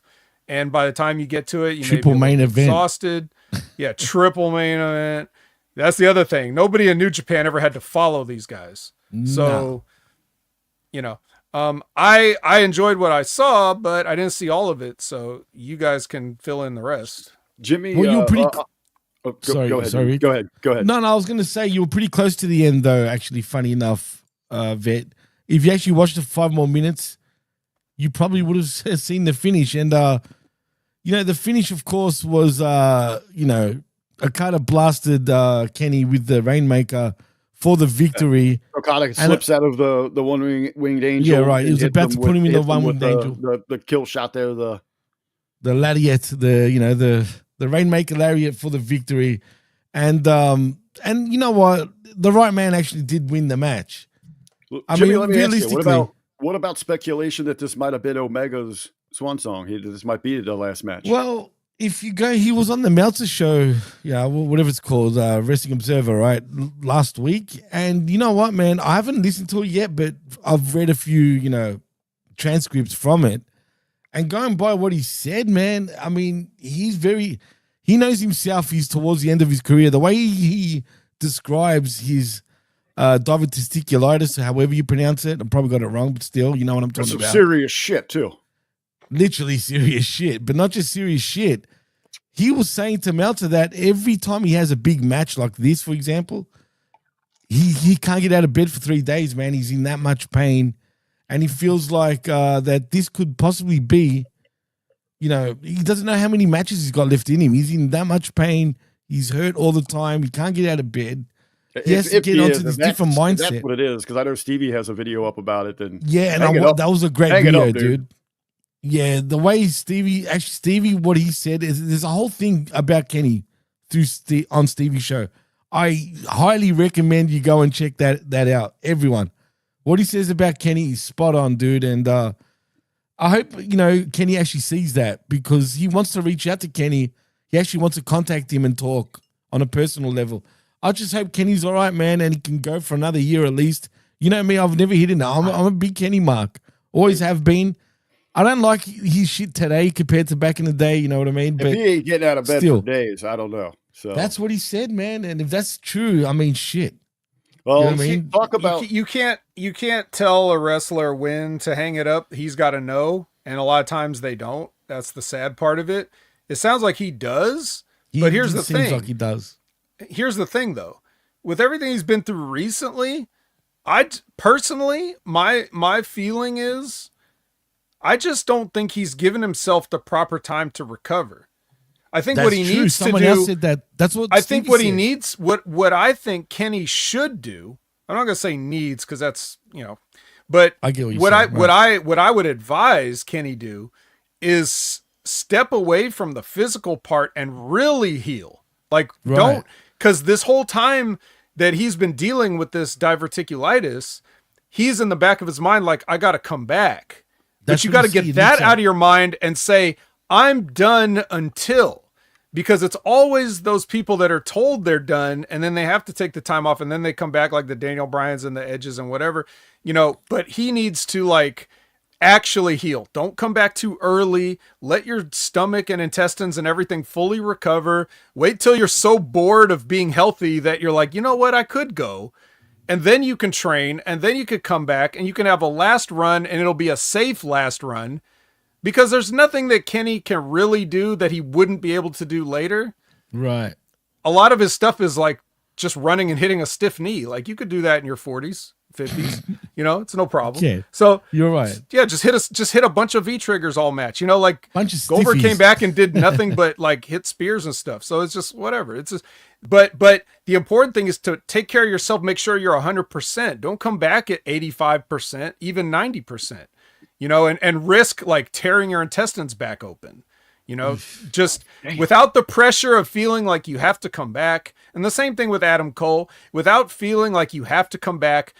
Step away. Don't say you retire, but say that you're stepping away. And when you feel the time is right, you'll know. And then we'll see what we have from there. And in the meantime, Kenny can help out in all the business ways that he's been helping out. He could be a mentor to people. He could, whatever. Just, he doesn't have to go away. He just has to stop having actual matches for a bit until he's healed. It's funny, Vet. What you just said is exactly what Stevie Richards also says, man. I know, I heard it. Well, great. Oh, Now you there's did? no Oh, reason. good. There's no reason I didn't know to go you heard listen it, to right. Stevie. That just said it for you. Yeah. So just stick on the Hangman page. Well, is Stevie the best in the world? I don't think so. He's got the best show in the world. I'm the best person. Yeah. That's how we share the spotlight. Yes. Nice. Nicely played. Talk about throwing everything at everything and needing to take a couple of days to rest and more, in bed. Rick, and more. Yes. I was just trying to come up with a list in my head, but let's focus our attention here. The main event of the main events, Texas Death Match. Everything in Texas. I've been talking about this tumbleweed blowing across the screen as the lone cowboy, Forget the the tumbleweed. Hangman takes on the Death Riders. But that was about the only weapon we didn't see in this match is the tumbleweed I've been talking about for weeks. Because they Is there a threw sink? everything Oh, no, there wasn't a sink. There wasn't a sink. No sink or a tumbleweed, but we had shards of glass, we had chairs, tables, chains, shanks, plastic bags, complete beds of nails. This was a jail. This should have been a jailhouse match or something like that. It's Texas, so there was a gun, right? At least one gun. There should have been, but unfortunately there wasn't. But there should have been. Because there was pretty murder much and attempted murder going on in this match. With every other weapon, it seemed like the only way anyone was going to win this vet would have been with a gun. That's what we had here. Put it this way, I don't watch this match because this is the epitome of what the vet loves. This style. Completely. This is anything you could imagine Moxley doing. Now, chef's vomit. Multiply that by 100. Oh my God. Dude, I kid you not. not. I still might being generous with that. Look, a lot of people praise this, and I get it for what it is, the storyline. I get it. I'm trying not to be completely critical here, but I know you guys were just completely. I know. I want the vets. I want the vet's opinion on one thing. I want to see his reaction to this. You know when Hangman had his shank or fork, whatever the hell it was, and he's stabbing, legitimately stabbing Moxley on the head, man. This is like this match here? In this match. Okay. He's literally stabbing him in the head. You see the blood's like there's no blade drop. This is legit, right? And I'm like, what the fuck is this? Like, this is just psycho shit. Like, I mean, he's stabbing him, bleeding blood everywhere. Like the grill said, they needed a barbecue grill for a weapon. This was just feral, bro. Like, it was a whole bunch of shit going on, a whole bunch of shenanigans. It went long as a motherfucker. Hangman absolutely done everything he could to beat Moxley. He does get the win. He is, unfortunately, our new world heavyweight champion. Gross. But I don't know where to start. This match was such a let me ask one thing before Rick speaks. Did they somehow figure out a way to get the Death Riders out of this from the beginning? Because otherwise they should have just all mobbed Hangman and held him down for 10 seconds. Because theoretically, what should be, would it be against the rules for the Death Riders to just lay on top of him while he can't get up for 10 seconds? They should have dogpiled him and won the match instantly, right? Right, in logic, yes. In logic, yeah. Right. Well, you might have Moxley thinking, hey, I want to go out there and beat his ass. You guys are a backup plan. So they do get involved, but we do get the equalizers. Who is going to come to the Denzel Washington? Yeah. Queen Latifah? Yeah. Bound up. Queen Latifah. UNITY. Anyway, you needed some unity, pal. The first out is Ospreay, and the numbers game gets him. They end up beating him down. Got gobbled up, literally. Who else do we have in this thing? So eventually we get to return the guy that Moxley retired. He's under a mask, but we start getting the yes chance. Everyone knows who it is. We get the big running knee. I thought it was the blue blazer, though, initially. He had a green mask on. So was it green? Looked blue to me for some reason. But we get Brian back. So he's there. Big pop, big reaction for him. But wait, he didn't just put a bag over his head. What do you think Danielson did? After he nearly got murdered by Moxley, mind you. I don't know. Did he put the label lock on him? No, close enough, but he done the what do you call it? His kick, bro. Oh my God, why am I going blank again? Not the S kicks. The fucking his finisher, man. What's it called again? The Psycho knee? Yeah, the Psycho knee. That's what he did. That's it. Oh, nerd name. Just got a fucking running knee, but he hits it. Japanese. It's Japanese, all right. It's the name of the wrestler that actually invented that it's move. sort of like it's sort of means something like ugly, like I'm gonna make you ugly after I hit you in the face with this, but whatever. Well, that's what he did. He didn't actually make him ugly with a bag over his head. Instead, he just Basaka kneed him, and that was it. So we have that. Also in the returns, we have he ascends from the top of Mount Everest. Oh. Darby Allin makes his way back into the fold in AEW. That's not even enough to put anybody away. So then they also introduce this bed of nails that Hangman takes a DDT onto. Nails right to the head, not enough. Right. Moxley takes a full back bump onto the damn thing. That's not enough. Yeah. It's more like acupuncture. I think it woke him up a little bit. He probably was. So then we finally Swerve now is going to help, who slides Hangman the chain. They hang him. So through all of this going on here, we had a crucifixion. Yeah. Which real quick, if you remember. Like, I cut this out of the review, but I'll insert it back in here, director's cut. That when they were done having their CW, One Tree Hill talk on on Collision or whatever, like Hangman left the chain in the room, but then after he walked out of the room, Swerve looked down at the chain, picked it up, wrapped it around his fist, and looked at his own fist with the chain on it.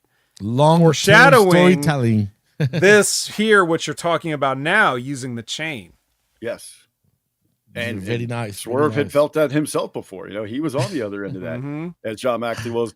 But let the world rejoice. The AEW fans can find peace once again, because the reign of John Moxley and the Death Riders has come to an end, as the Hangman Adam Page, the cowboy, is in his heroic efforts and his perm is still there. Don't forget the perm championship, and he opens up that case and he looks at that big beautiful gold belt, and he just can't help but shed a few tears there. Everyone was crying on this show. It was a bit like Aaron says, hallelujah. Yeah. I mean, they're celebrating in the chat. No matter how we got there, what was thrown at them, the end result, it's all that matters. And John Moxley is no longer your AEW champion. I actually don't like that finish. I wanted Mox to win this. Dead set. And I know I said this to you, it's out of my bias, right? I know deep down in my head, I knew, like I was saying to you, that Hang person was going to win the match. But I so wanted Mox to retain, but unfortunately. Yeah, Brad saying, hey, man, on the post show, this was a very coming of age moment for him. The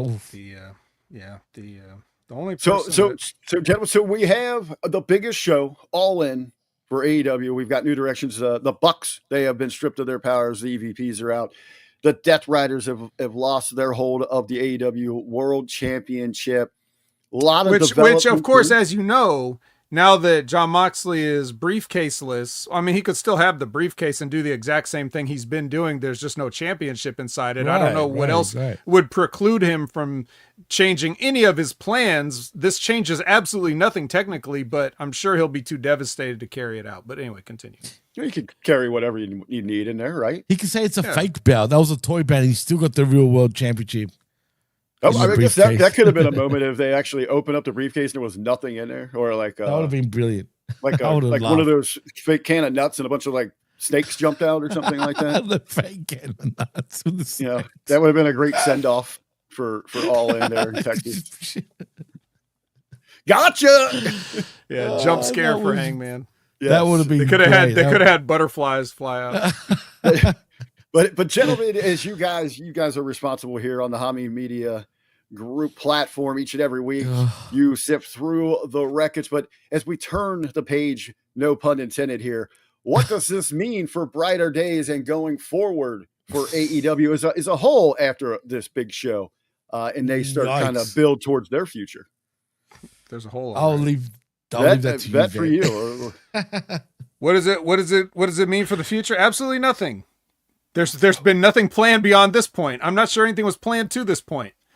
It just looks like a lot of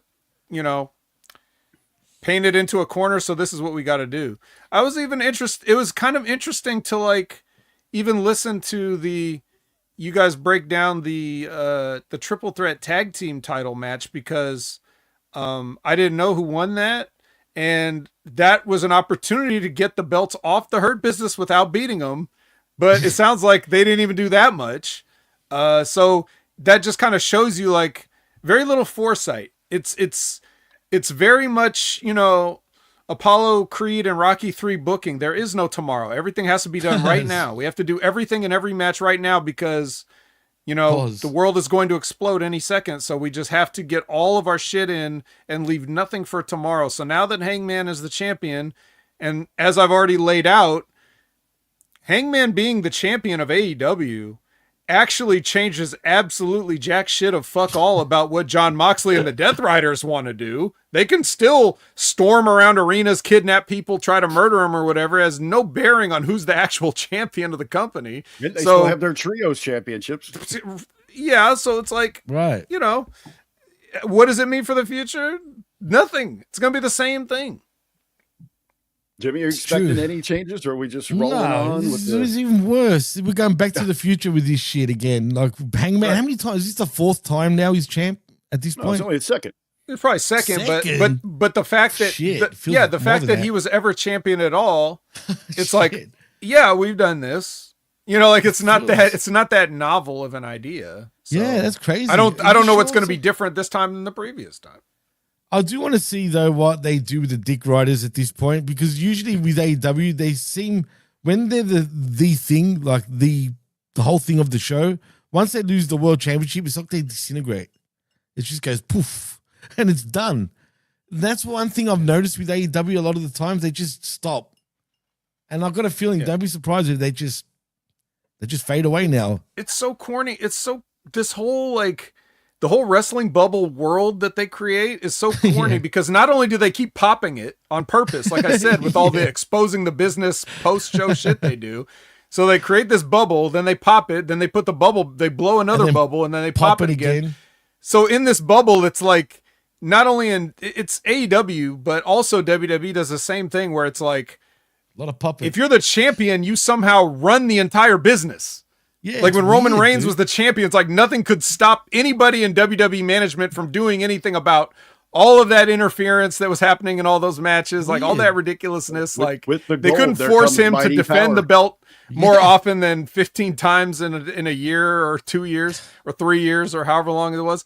Like having the championship somehow means you rule the world, which makes no sense. That makes absolutely no sense, but they keep doing that. And it's just a little bit silly. So what are you talking about? There's no shoot or kayfabe reason why anything should change in AEW, really. Right, really. The Kansas City Chiefs do that in the NFL. They had the Super Bowl and they were making their own rules. The refs just done stuff for them. It worked. We get 6 downs. Yes, right. 6 downs. Yeah, and we could put 20 men on the field. Like, how's that any different than the Bloodline running in with like their whole family interfering in matches? Everybody, all the referees in the back that aren't running out are seeing it. Nobody's getting DQ'd. Why don't the Kansas City Chiefs put 20 men on the field? No problem. That was one thing the chat is talk about. We'll maybe try to clarify that. But you guys have an answer here because I was confused about it, especially by Kenny's statements on it. I saw on social media when he was with Meltzer. But this unified match between those, there's just a new belt. No, there's 3 championships now.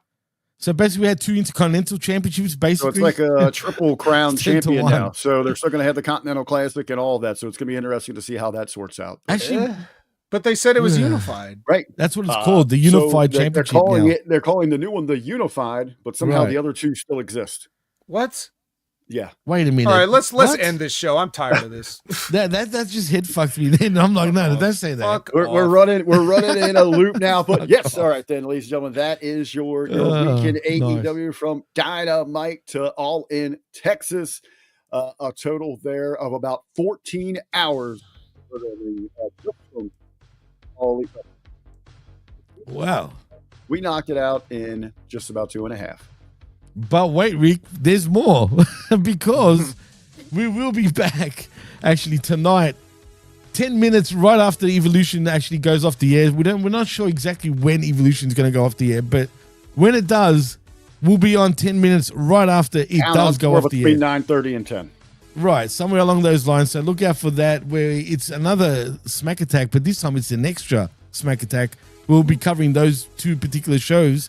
But before I give my bit, Rick, since you're the guest, tell them where they can find you and what you're doing, man. You can find me back here later on. That's about all my life is. I'm going to take like a 5-hour wrestling break. Wow, I might take a month off at this point. Yeah. Vet, tell them what you're doing, man. And you're streaming right after this show, right? Most likely. You can find me at Twitch and every other place at Opinion Haver. That's just that's the brand. So look for that. Google me and you can go from there. If you like to check out other HMG stuff, of course, we have the Impact Attack every Monday, 6:30 p.m. Pacific, 9:30 p.m. Eastern with Brandon, where we talk about TNA and how they're fucking up their company. If you want to talk about, more NX, like CW level girl promos and stuff like we saw with Hangman and Swerve on Collision, I feel bad for you guys Wednesday.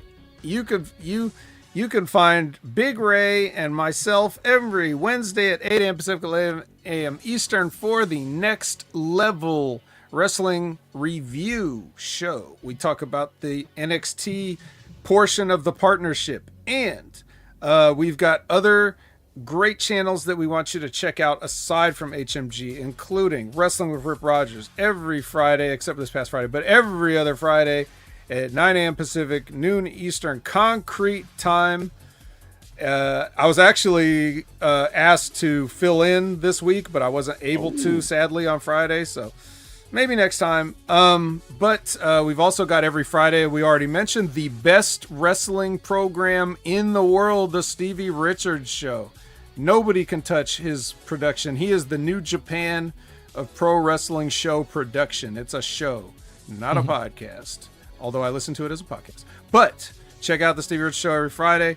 Their new episode drops. So check out Limpin' Ain't Easy with Timmy Baltimore every Wednesday, premiering a new video this week, The Living Legend Mickey James. Awesome listen.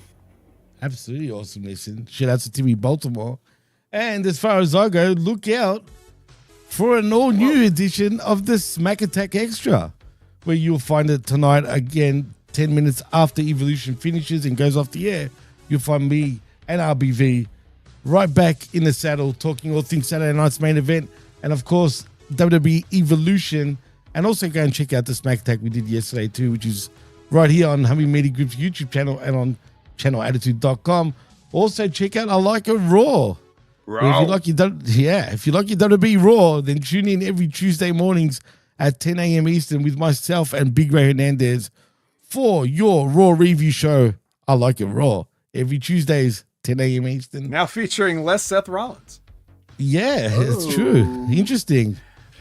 Speaking of next week on Smack Attack Vet, we might need to recruit you for a portion of the show. I got to stick around for the Blue Brand review, but we are going to be doing a special. We're going to be deep diving, talking all about NES and Super NES and early arcade wrestling games. Ooh.